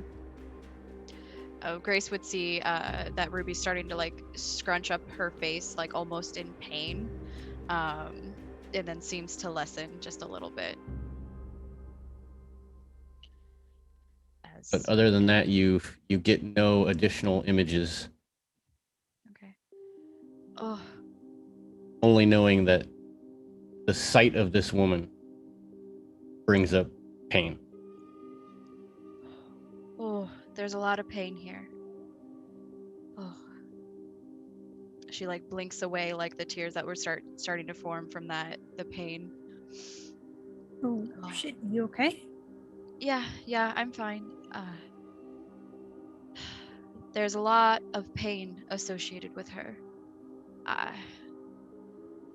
didn't get anything concrete, just the immense feeling. Okay. Maybe she's at the house. Anyway, I'm sorry. I just barged in here. I should let you get back to... It's okay, Grace. I appreciate you coming over.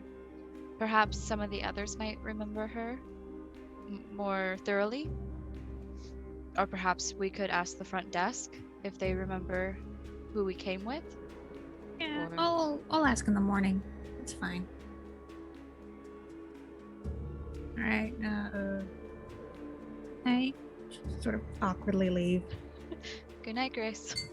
And she'll close the door behind her and lock it. And we move back to those who were entering room 5. What was the initials of our company again?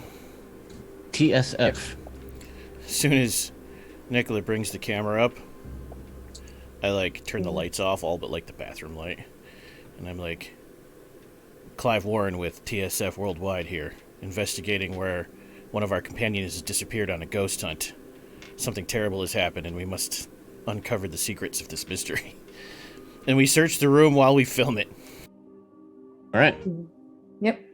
Nicola's got like the little windsock on for the audio. She's got like just enough of the light, sees that he turns on that light and like tilts it back a little. We even throw in the, did you hear that? And then the camera jerks, but there's actually nothing. Off The air conditioner. like outside of the frame, Yeah. Nick tilts over a can for them so that there is a noise. Yeah, like just like Nicola like takes her leg and like knocks against the wall. Is it the wall that Ruby shares with the room? Or beating on it. Oh! But I will actually search the room dramatically on camera. So a cursory investigation of the room. It looks clean. It is a fairly nice room for what you believe to be a low budget hotel. But you do see 2 suitcases sitting neatly next to the single bed, and a laptop on a small desk. Start with the suitcases. They're not locked or anything. You pull them open, and immediately, as soon as you open the first one, you get this waft of perfume. It's almost sickening in its fragrant beauty. And in that instant, Clive, you're set in with this warm, sweet memory of a redhead. You're in bed together. You've just finished making love. And you're in each other's arms. Plays out like a scene from a romantic movie, complete with candles and wine and soft music. Everything's perfect. And you feel perfectly content and loved.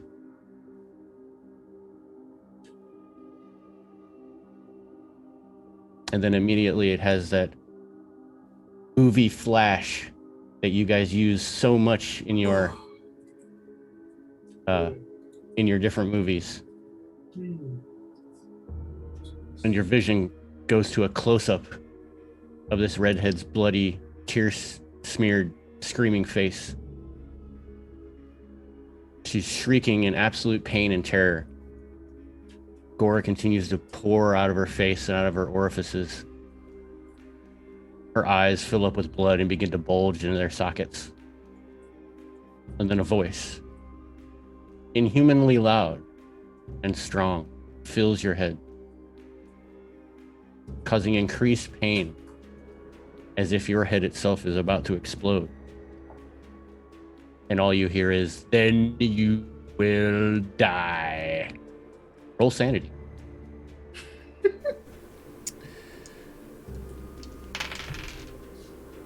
Regular success.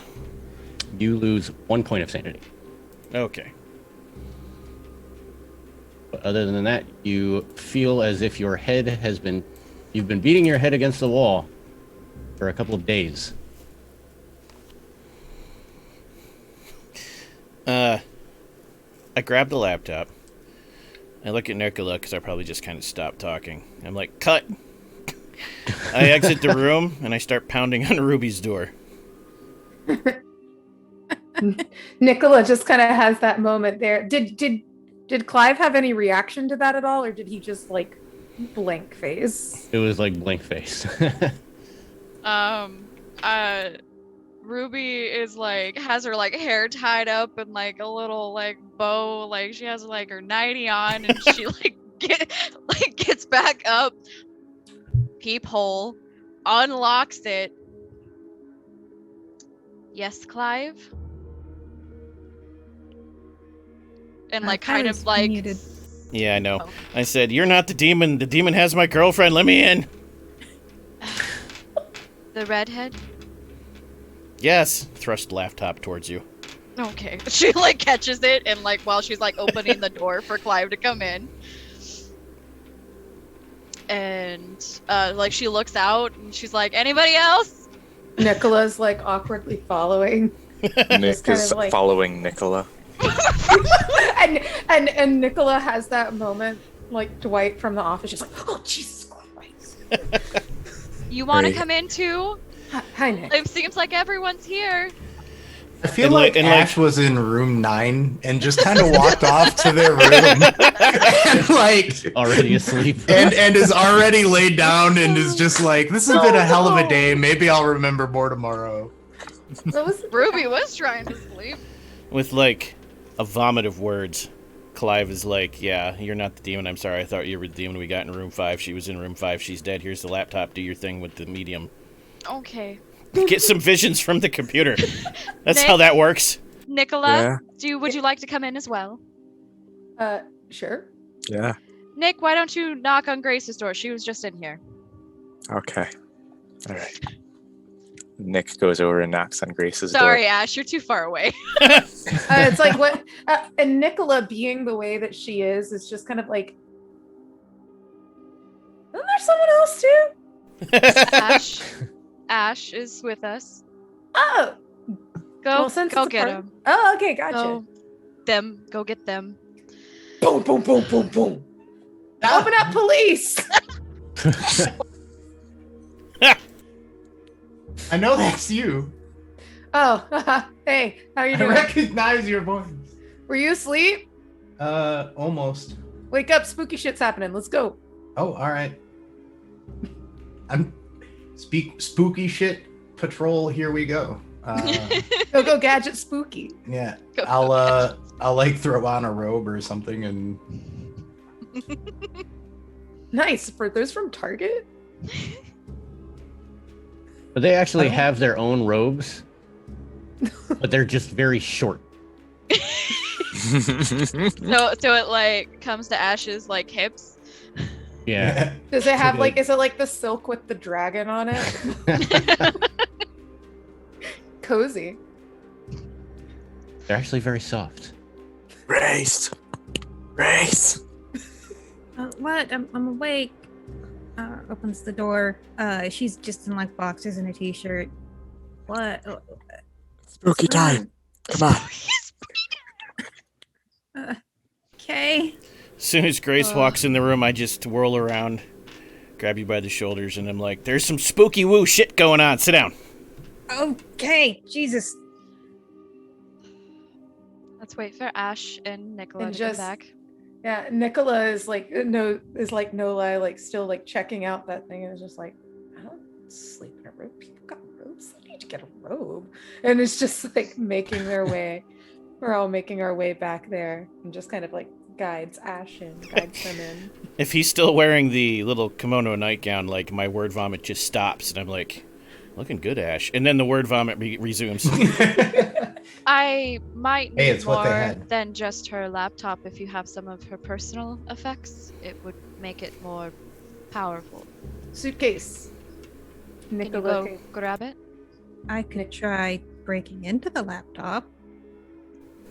Shoves it at you. Probably Nice. bruises How your would you like to ribcage. approach this? The computer itself does have a password on it. Here, Grace, you can do the laptop, and I will try to get some memories off of her personal effects. Some of you have computer use, but it's not alphabetical, but it's definitely in there. I had to enter it. Yeah, and So so I also have computer use. Do I have it? I think 2 or 3 of us do, but not all of us. yeah, mine's pretty good. I'm pretty sure Grace is the one that has all the tech skills because tech Yeah. person. How are you, Yes. Grace? Clive just shook the shit out of me. Otherwise, I'm fine. Thanks, Clive. Shakes you again. It Oh, ain't my oh, girlfriend. But Grace, he apologized for calling me a demon, The demon ain't my girlfriend. Still at the house. but not me. I'm not the demon. No, Wait. That's better, Ruby. I don't think that's you're the magic person. I don't think so either. who Who are we talking about? Ruby's gonna start taking out some seance shit out of her bags and setting them up on like wherever like the TV count, like if there's like a dresser. She's basically gonna clear shit off the dresser and just start setting up a seance. All right. Nicola Well, that- has. Oh, sorry. While that's going on, Grace is gonna try to see if there's a way to break into the laptop. Like maybe we get lucky and she put her password on a post-it. All right. Oh.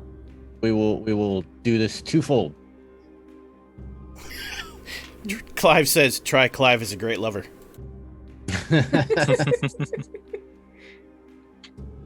You get one strike against password protection. Probably spelled it wrong.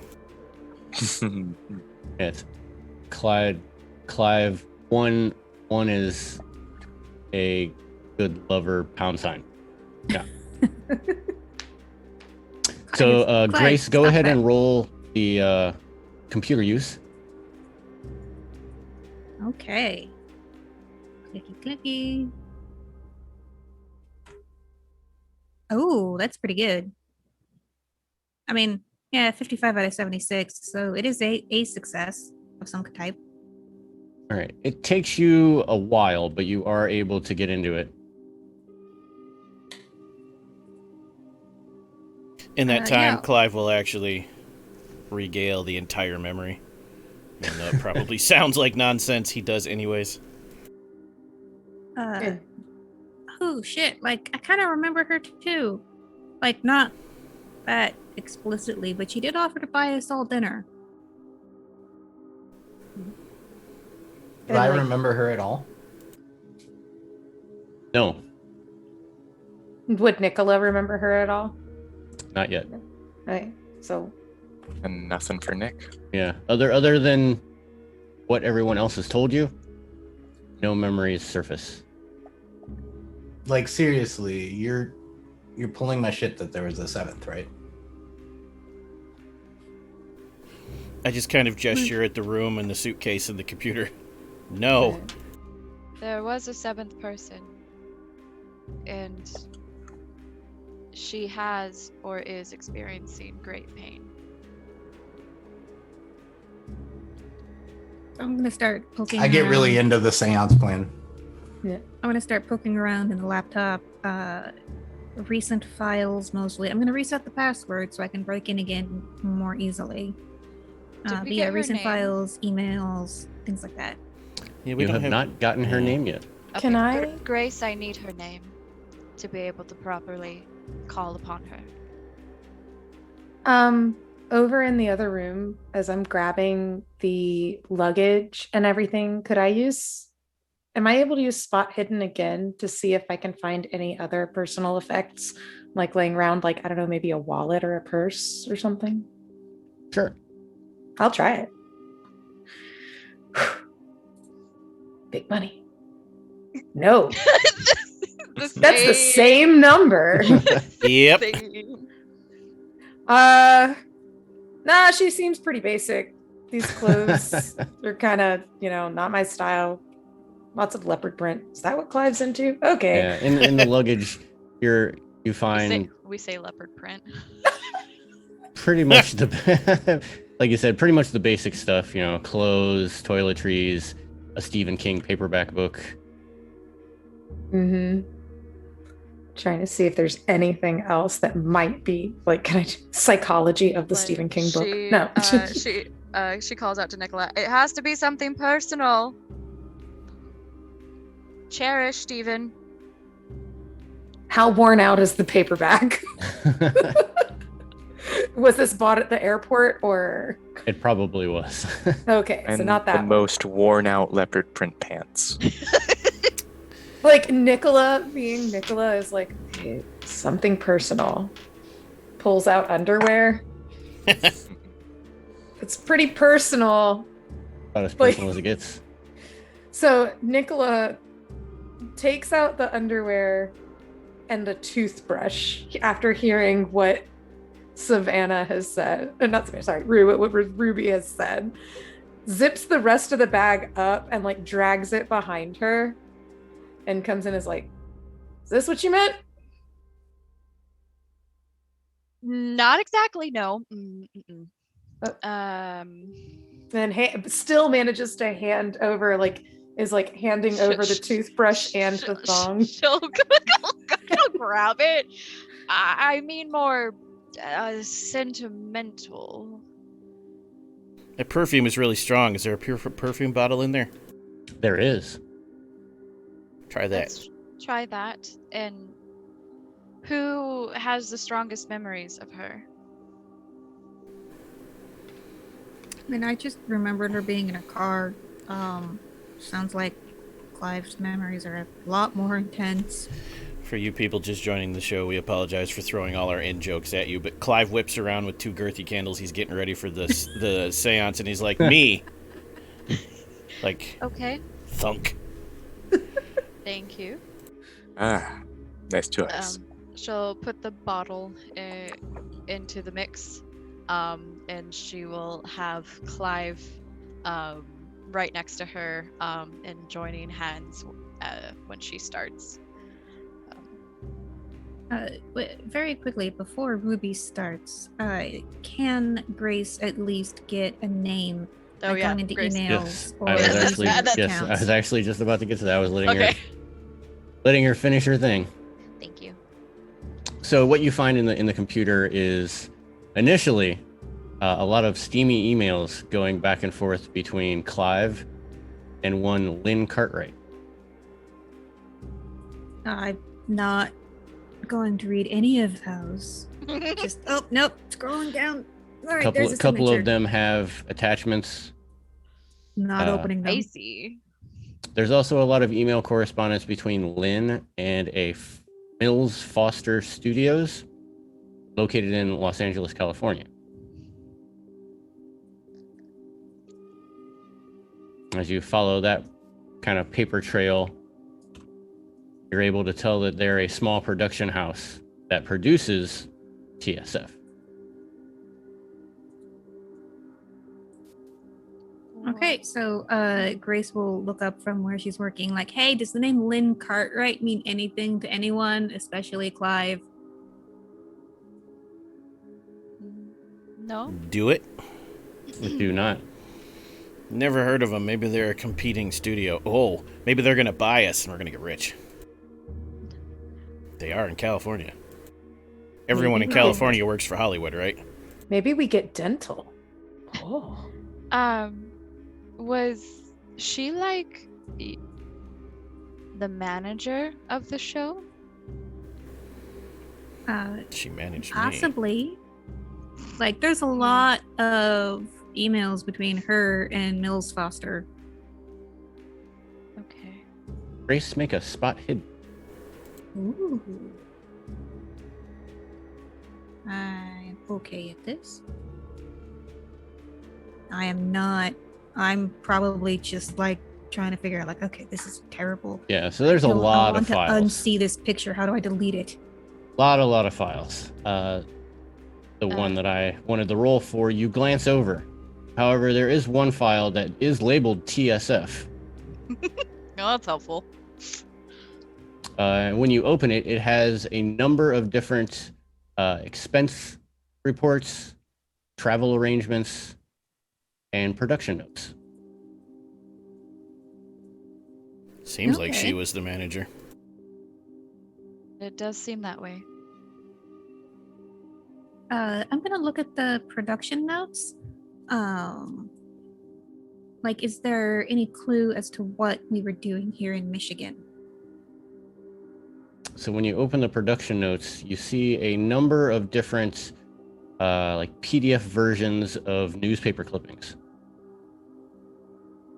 One of them says, unidentified body found. Mysterious circumstances abound. Last night, the body of yet another unidentified man was found in a cornfield in the small town of Clio, with no clue as to how the man came to be where he was discovered. It continues on about the location and how it was next to an abandoned farmhouse that had been abandoned for decades.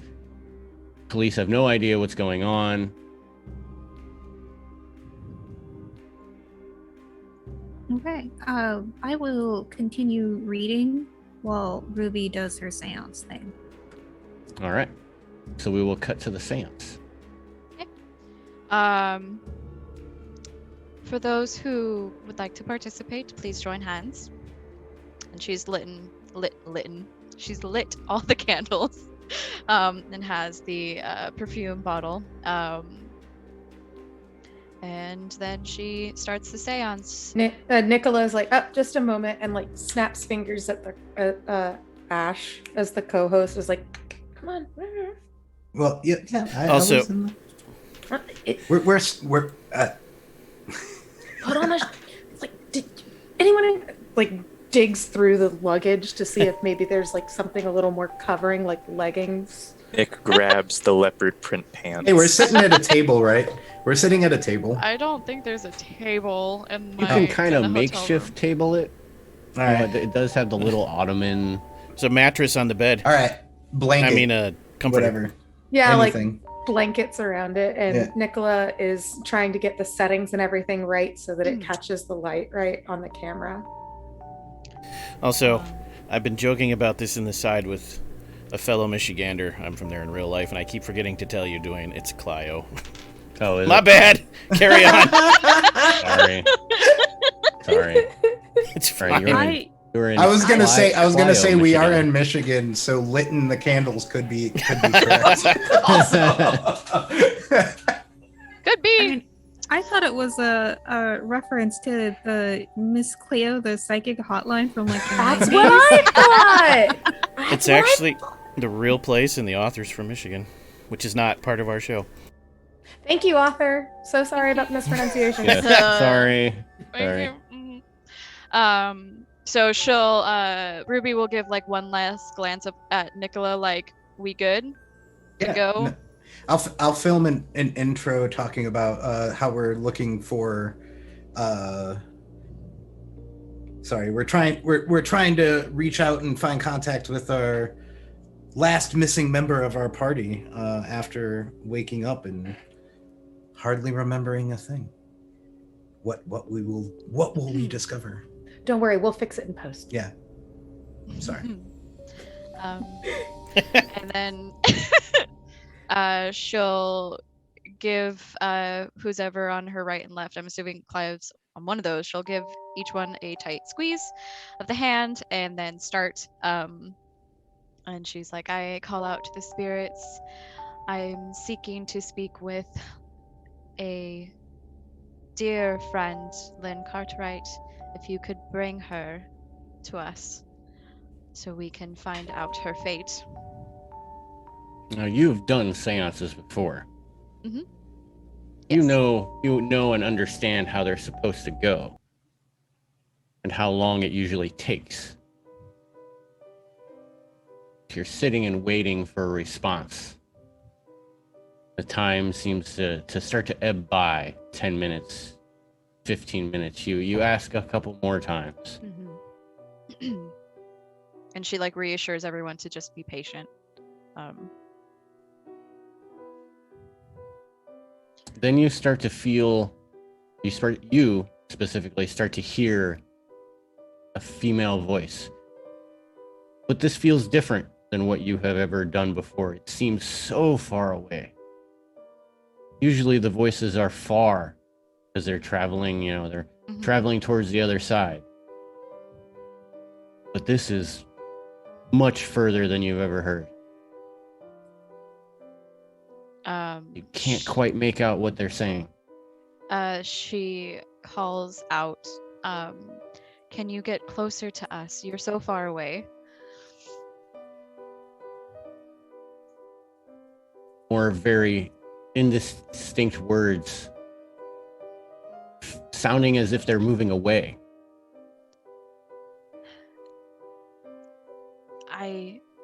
She says out loud, I can hear you. Barely. She tries. Is there anything that we can do to make this easier?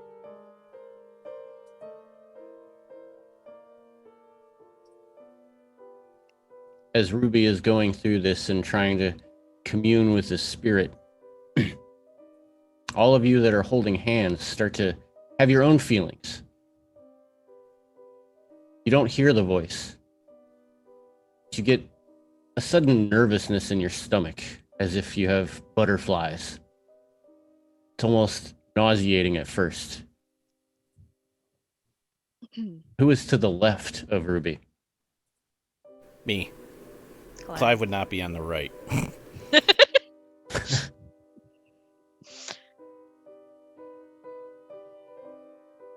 So Clive, the pain that you feel in your stomach makes you almost lose consciousness for the splittest of seconds, according to what everyone else sees. They see you kind of close your eyes and almost as if you're nodding off. The demon's in me. But for you, it seems like hours go by. And you look at your hands that are holding your friends. Their hands are clean, but yours are stained in blood. And as you look from your left hand to your right hand, back to the left hand that was holding someone else's hand, is no longer holding a hand, but a knife. And then you look back to that right hand. You're not holding anyone's hand anymore, just a yellowed skull covered in runes. That seems normal.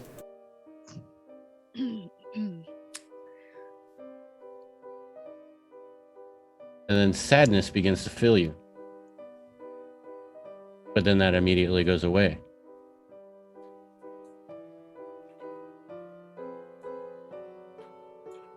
You gain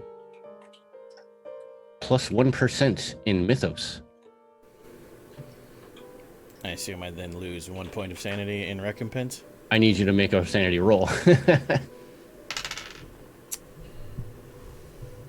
23, which is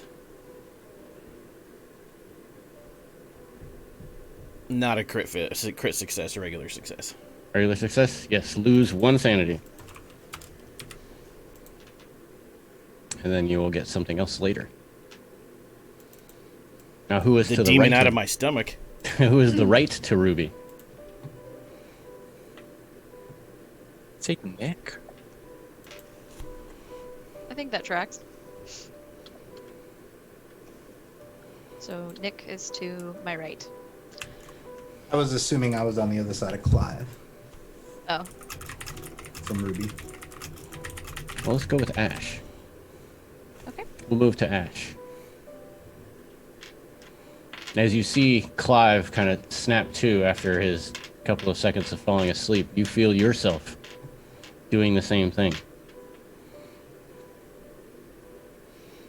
And in your mind's mind, you're sitting on the ground in a nice field. You see this little grub, little white grub. It's crawling in the grass, doing grub-like things. And then it starts to grow legs, scuttering little legs, like a spider's.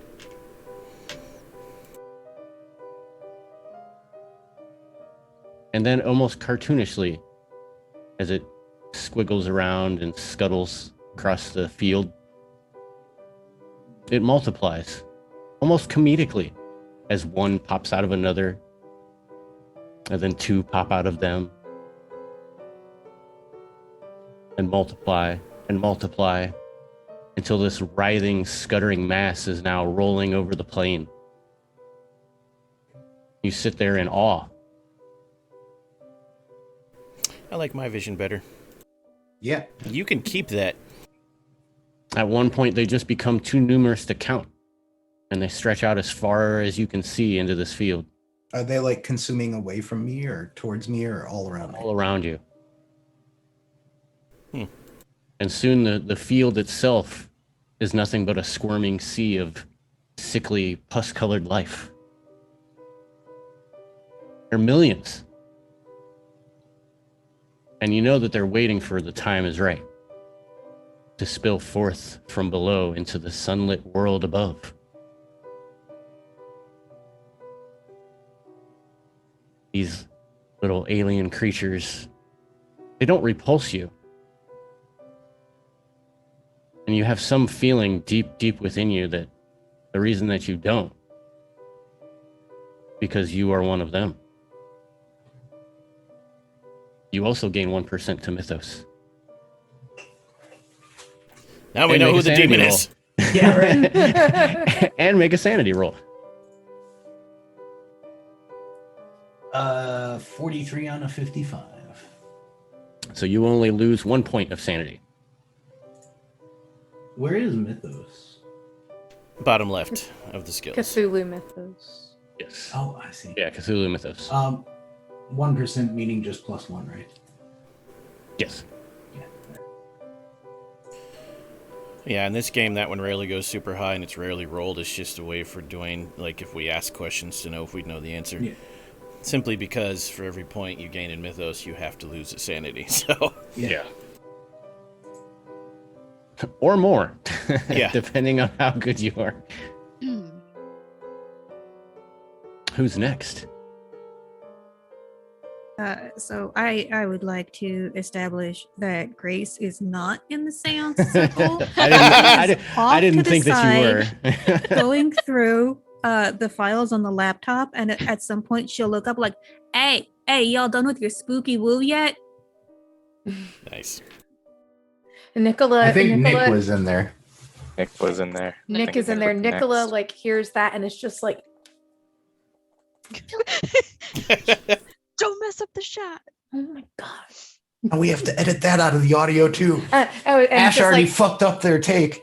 just like whispers into the mic, cut that last bit out, and then keeps going. Nick, for you, the same as before. The pain in your stomach, and then a fleeting feeling of sleep.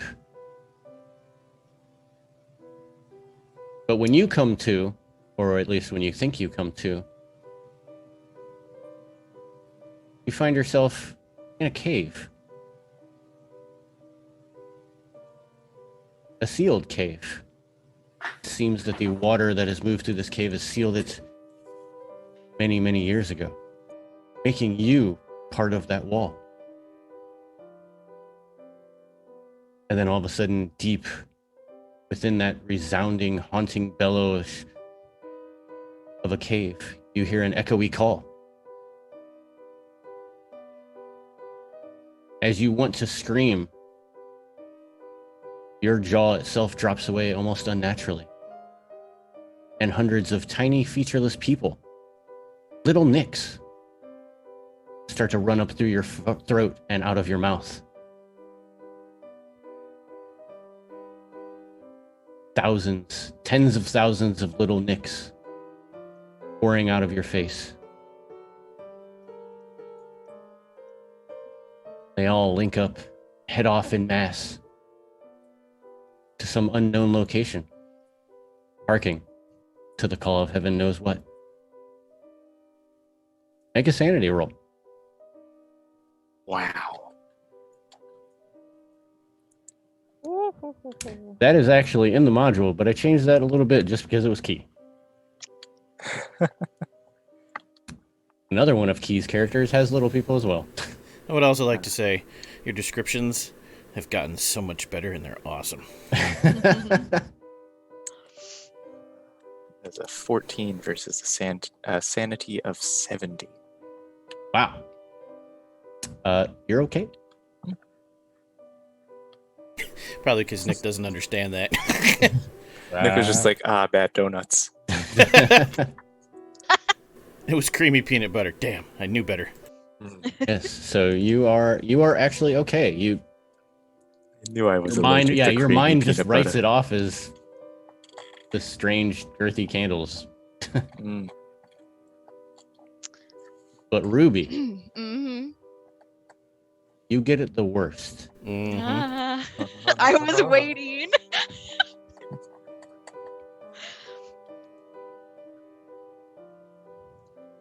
As you still hear the voice of this woman, as that voice continually moves further and further away, they start to be overtaken by drums. Like the boom, boom, boom. And it starts getting louder and louder. And then you hear sounds of people. A lot of people. Sounds of dancing, sounds of fornicating. And then as if moving through, a time tunnel, this room almost hits you in your face, and everyone sees you kind of jump back as this vision hits you hard. Everyone starts chanting, "Ruby, Ruby," as this dancing continues on. And one by one, they say your name, come up and do a nice, curtsy bow. They all line up. Oh dear. And then the first one says, I will go first, Ruby, if you please. They draw a knife. They turn to the second one.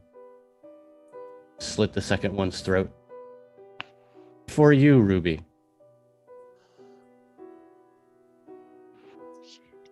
And on down the line.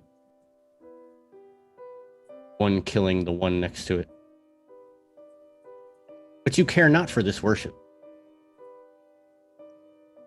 You grow tired. And you wish to slumber. Because you know that inside you, it's not time to awaken yet. At least not fully. But this pleasure has aroused you, and your hunger has returned. That terrible, gnawing, unending hunger feeling. She is the demon.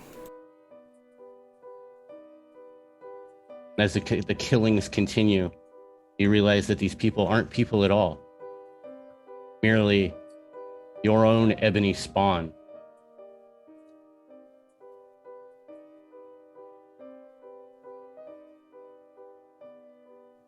And as that hunger continues to urge, your physical body feels that pain in your stomach even more and more than the others. Because you know that the way to the top is long. And the savage things from above will not stop their drumming till you answer that summon. I need you to make a sanity roll. And you will also gain +1 to Cthulhu Mythos.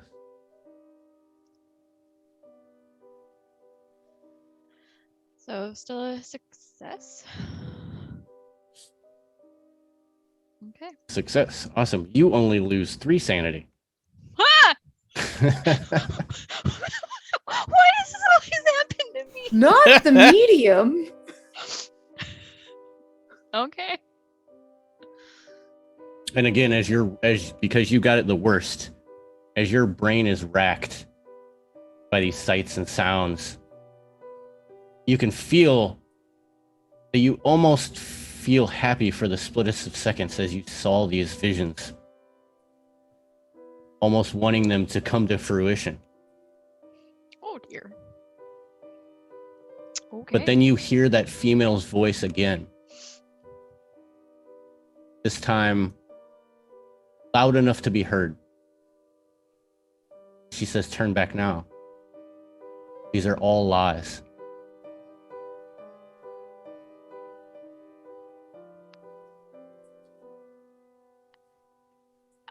A lie. Oh goodness.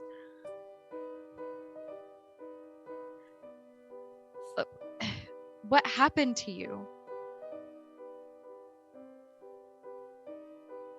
The same thing that will happen to you.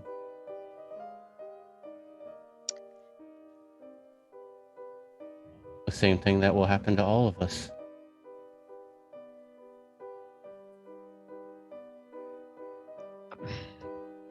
How do we protect ourselves? You cannot protect yourself from something this fast. Your children will make that sure.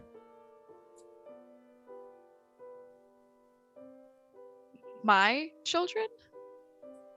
Have you not seen the visions?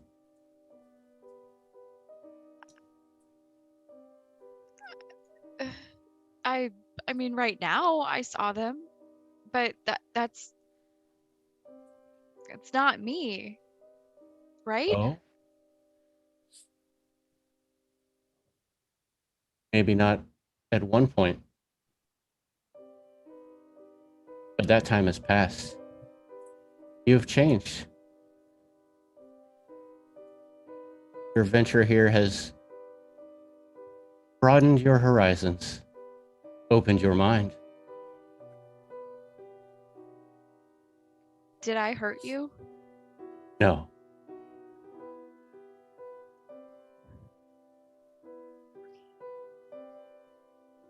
What hurt you? Or who?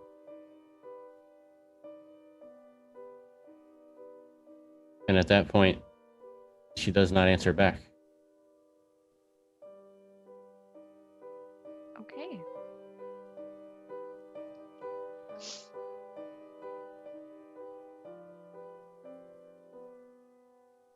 Savannah, are you crying? Oh yeah, no, I'm good. I'm good. Okay. I was like, oh my god. No, I'm good. Ruby's fucked. I'm good. All right. So do I have consciousness? You have consciousness, Okay. yes. She when she stops responding, Ruby slowly lets go of Clive and Ash's hands. She was probably squeezing them pretty hard. You might have marks. Are you all right? She takes a shaky breath.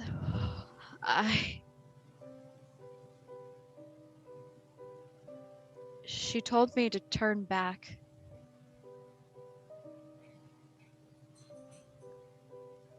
That if I kept pushing, that I would have the same fate.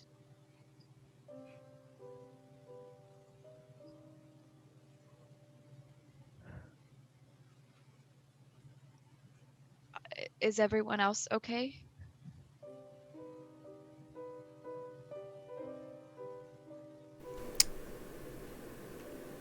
Define okay.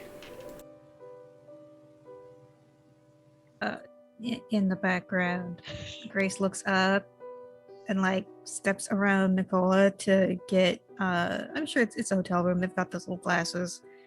Pour some whiskey. Hands it to Ruby. Ruby takes it and like babies it, like sips it. Like she like takes like she's gonna do like a ginger like lady sip and then just downs it in one gulp. I had a really disturbing vision, but What kind? just, I don't know, like a sea of replicating gross bugs. Okay. I saw an unnatural ritual of some kind. Nick? I was in a cave, and it was filling with, I think, water, and I went to scream, but my jaw fell off, and a bunch of tiny me's were climbing up out of my throat. And, Oh. I blink slowly after he says It that. sounds so funny when Yeah. when he says it. I blink slowly when he says that, grab the whiskey bottle, and just pull straight from the bottle. there were like millions of me climbing out of me. They all had no faces, but I knew they were me.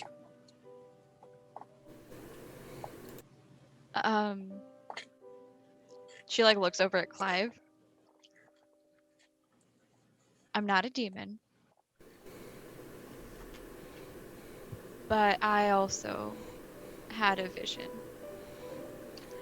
of a large group of people worshiping me. And then they started killing themselves for me. And I don't mean as in I was in somebody else's body witnessing this. I mean, they called me by name.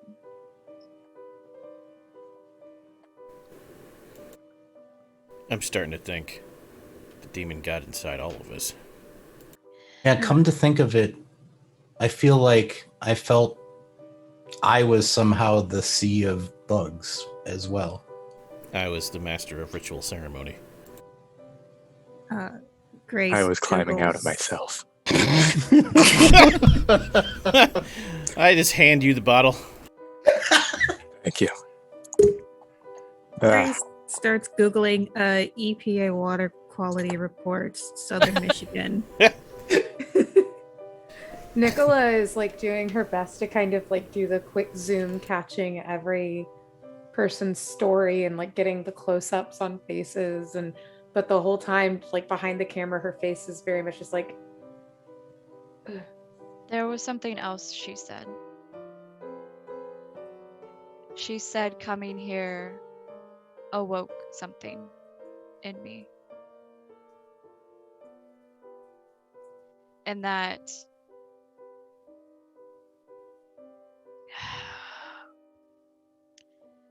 see, how do I explain this?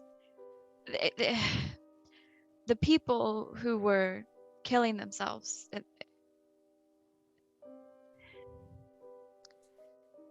they were my children somehow, and they are going to do horrible things, I think.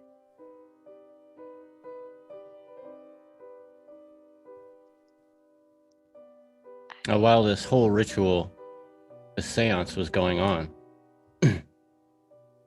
Grace, your head was deep in the laptop, not totally paying attention. But Nicola, you were recording this entire thing. Mhm. Now, while you did see some of them nod off, maybe mutter a couple of things,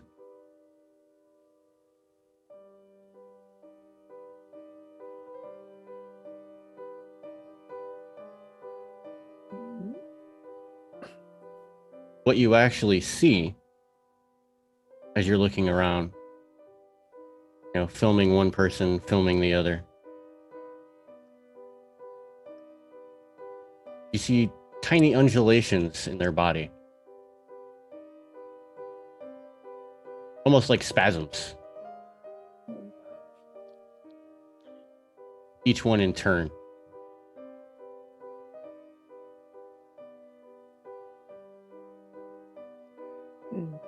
Nicola would tell them that, she's like, so each of you had a vision and your bodies were doing something weird. Like your bodies, like each time you kind of had like a motion, something happened.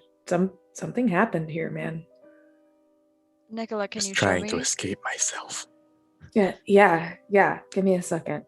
And Nicola would turn off the camera, stop it recording, and immediately kind of do her best to kind of scrub through using the dial on there to get to the part where they are having those moments. And would hold it around so that everyone who wanted to see could see what was happening. Again, Ruby, you've seen seances and you know how some of them can go wrong. Mm-hmm. All of you have worked in some manner with seances, and you know what they usually look like. You've watched movies. And indeed, exactly what Nicola said. Every time it seemed like one of you started to nod off, it was as if something was trying to escape your body. A ghost, a demon, a word. No one can be sure.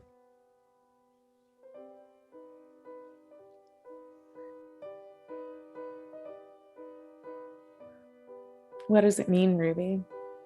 Does something in you guys? Ruby looks really closely at the footage, trying to make sense of it. If she's not, she knows she hasn't experienced this before, but if she's heard stories from other mediums, to just try to make sense of it. Just based on what you know, it does seem it could be because you've never seen it firsthand. And movies make it fake. Yeah. And you've never seen it firsthand. So what you can only go off of is what people have told you. Now, it may be something demonic based on what others have shared, or it could just be these bad visions are racking your body. Maybe a small seizure. Well, the most there's it could be demonic in nature. It could be something that these visions are doing with our body, the stress that it's putting on our body, that either makes it convulse or cause us to be having a small seizure. Okay. Or, hear me out here. We've got demons. That's what I said. That sounds like option number one, because it looked almost as if, and as Nicola's looking through the footage, it almost looks like it passes between you guys. And you all said you were someone else. I wasn't someone else. I know that for sure when I was in the vision. Oh. And I think Clive said he wasn't someone else either, that it was him. Oh. I was still May, and May, and May. And then Nick starts trailing off. And May. I really just need Nick to pull a Thor moment here and say, piss off, Ghost, and punch himself in the gut.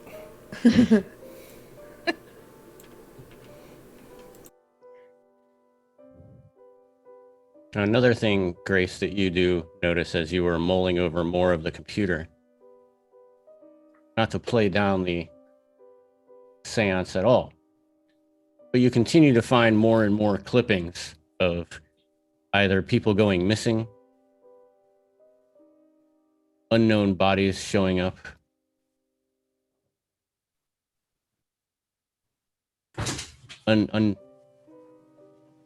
unexplained murders.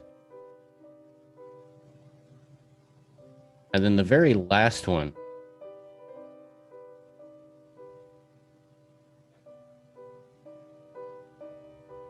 is from the local messenger.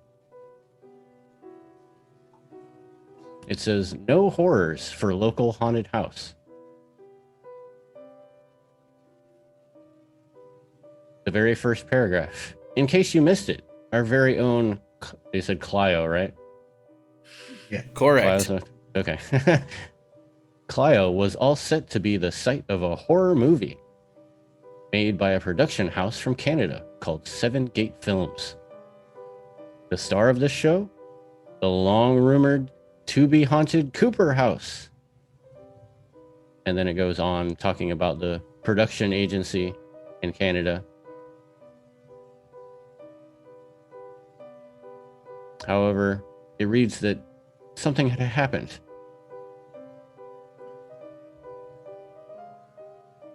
That many of the locals had petitioned the city council to revoke the filming permits needed by the company to shoot it.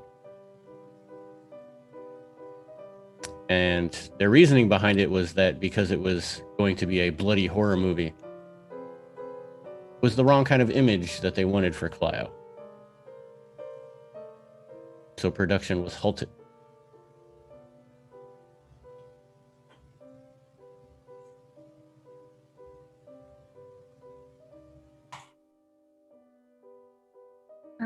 Okay. Is that the whole article? Yes. All right. So The shortened version of it. Yeah. Yeah. So Grace just mentioned, hey, anybody know Seven Gate Films, some Canadian outfit? It wouldn't ring a bell to anybody. No. No, that doesn't remind me of anything.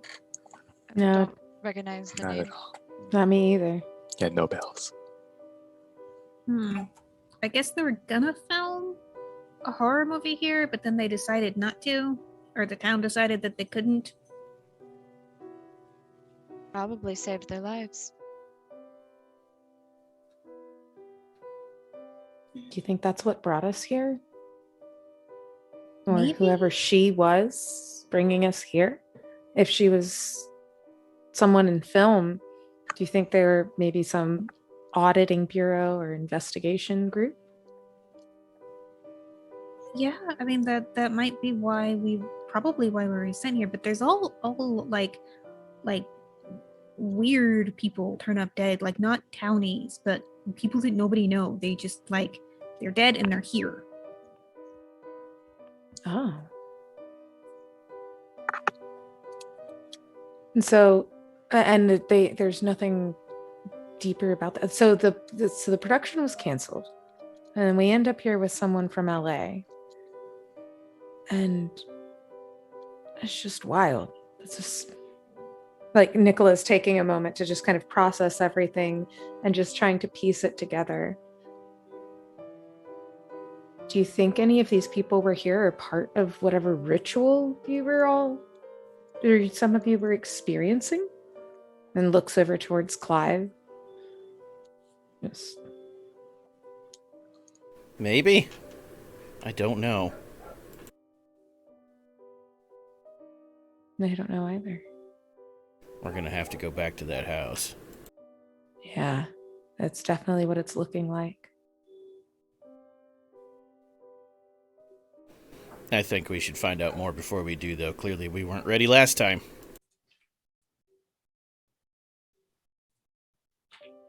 I say this time we make sure to go armed is what it's getting scary. Probably seems wise. Maybe bring a flamethrower. Grenades. White sage. Did you say white sage? White sage. It's a Why? tape. No. Because not it's a that. demon. No. You think blue sage would be better? Yeah, blue sage. Blue sage is better.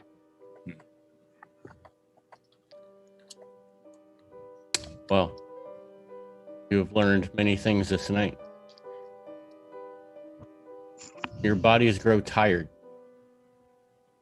The need for sustenance grows. Donuts weren't enough. About this time where we will close production on today and allow you to rest. Yep, gonna sleep soundly. Yeah. Yeah. Sweet like a dreams, baby. everybody. Yeah. Woohoo. Have a nice day.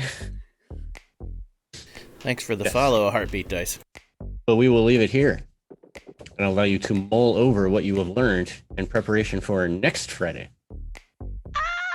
Yay!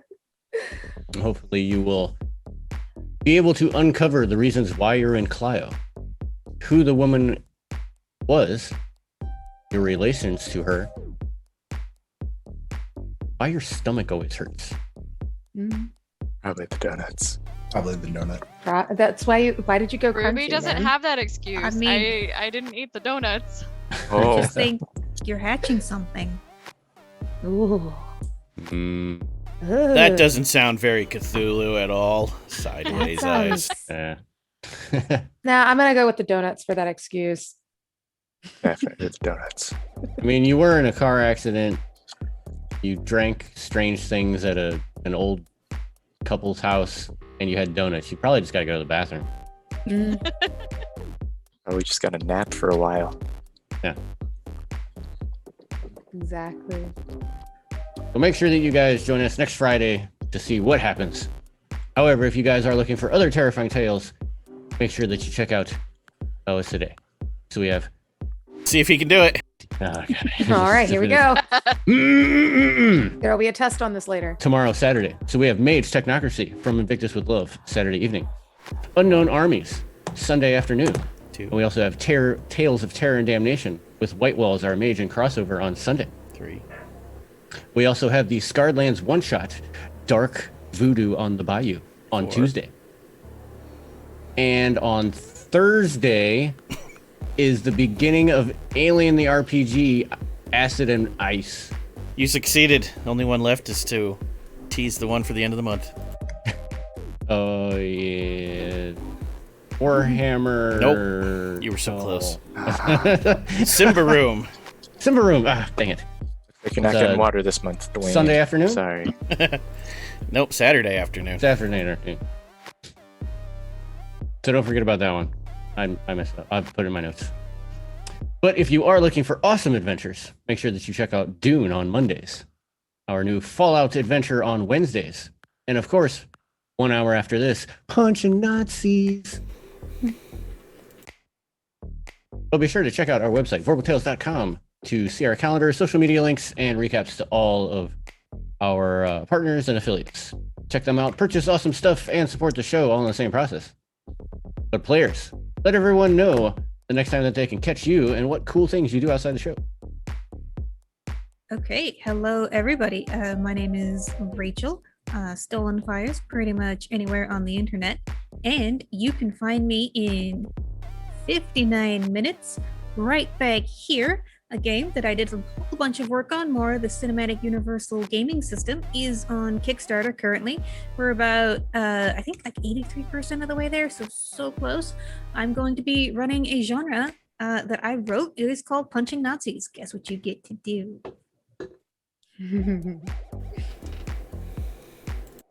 Kick Italian fascists. Did I get that right? Yeah, I can do that too. I can make that happen. I am Eldritch Echoes Slap Online. comments. Yes, that too. I am Eldritch Echoes Online, and I'll be back tomorrow night running Technocracy Reloaded, where things are going horribly at the moment. Come see why. My name is Mare. I am Oh Hello Mare on Twitter and on Twitch. I do a lot of nice chill, semi-occult just chattings, as well as some gameplay over at Oh Hello Mare on Twitch. I will actually be streaming tomorrow morning at 9 a.m. Eastern Standard Time if you want to come and get your good vibes. I have been Nick. I'm also Kisama. You can find me on Twitter at TrueKisama. You can find me, sadly, not punching Nazis later today, but instead tomorrow in Technocracy Reloaded as Yamamoto Satori. And you can find me on YouTube in a Vampire the Rec Room chronicle called Dust by Dawn on the Esoterica channel. Go check it out. Hey, I am Corey. I was playing Ash today, the somewhat stage fright co-host. I am a software developer doing most recently working on a game called Caves of Cud, which is super fun. It's a roguelike RPG that is extremely open-ended. You may want to check it out on Steam and itch.io or wherever you find games. And I will also be on Sundays, starting up this Sunday, the new show on Vorpal. Story 1 of Unknown Armies. Burn. Yeah. With our arguably best GM, at least Dwayne and I would probably say that. Yeah. Rachel's And- fighting for that. I bet she is. And I am Savannah. I played Ruby, our medium, today. You can find me as Miss Emo Fox on basically any platform. I stream on Twitch right now on Sunday evenings. I play a lot of survival multiplayer, and I do play-alongs and stuff like that. So if you want to come hang out, feel free and look me up.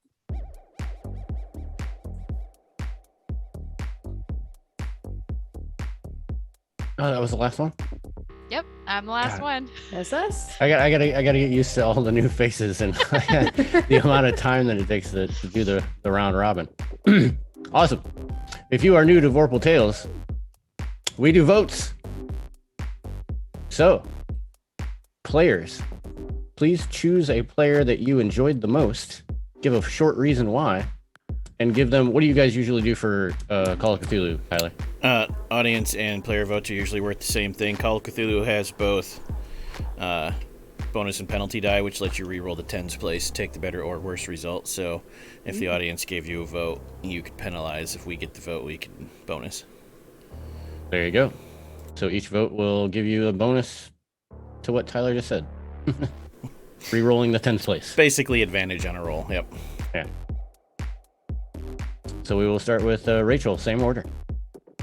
Oh goodness. Wow. I really liked our interaction, Savannah. I'm going to give it to Savannah for that. Thanks. And because Discord is failing me, I'm going to announce a couple of the audience votes. Ruby got 1. Ruby got 2. Oh, Oh, man. Looks like I got 1, and that's it so far. And mine is going to go to Ruby for letting me play off her character. It was awesome. Yeah. So mine is 100% going to go to Nick because there is always that guy in the group. And that to me is like the one the kind of character that I'm always gravitating towards. So that vote absolutely has to go to Nick for me. And I'm so glad that he got his donuts. Nicola, you also got a vote for the camper work. Yeah, my vote's going to Nicola as well. You're just... Oh, goodness. Every moment. Great.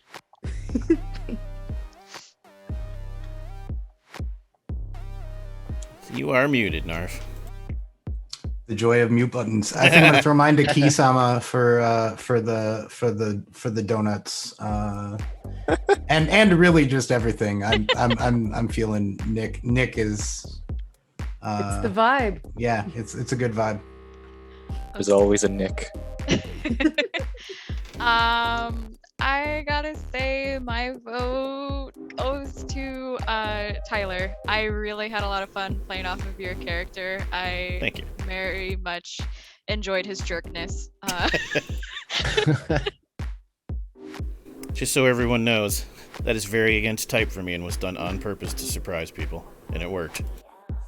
I had a second vote, I would have given it to you. Just so you know. Don't make him too overpowered.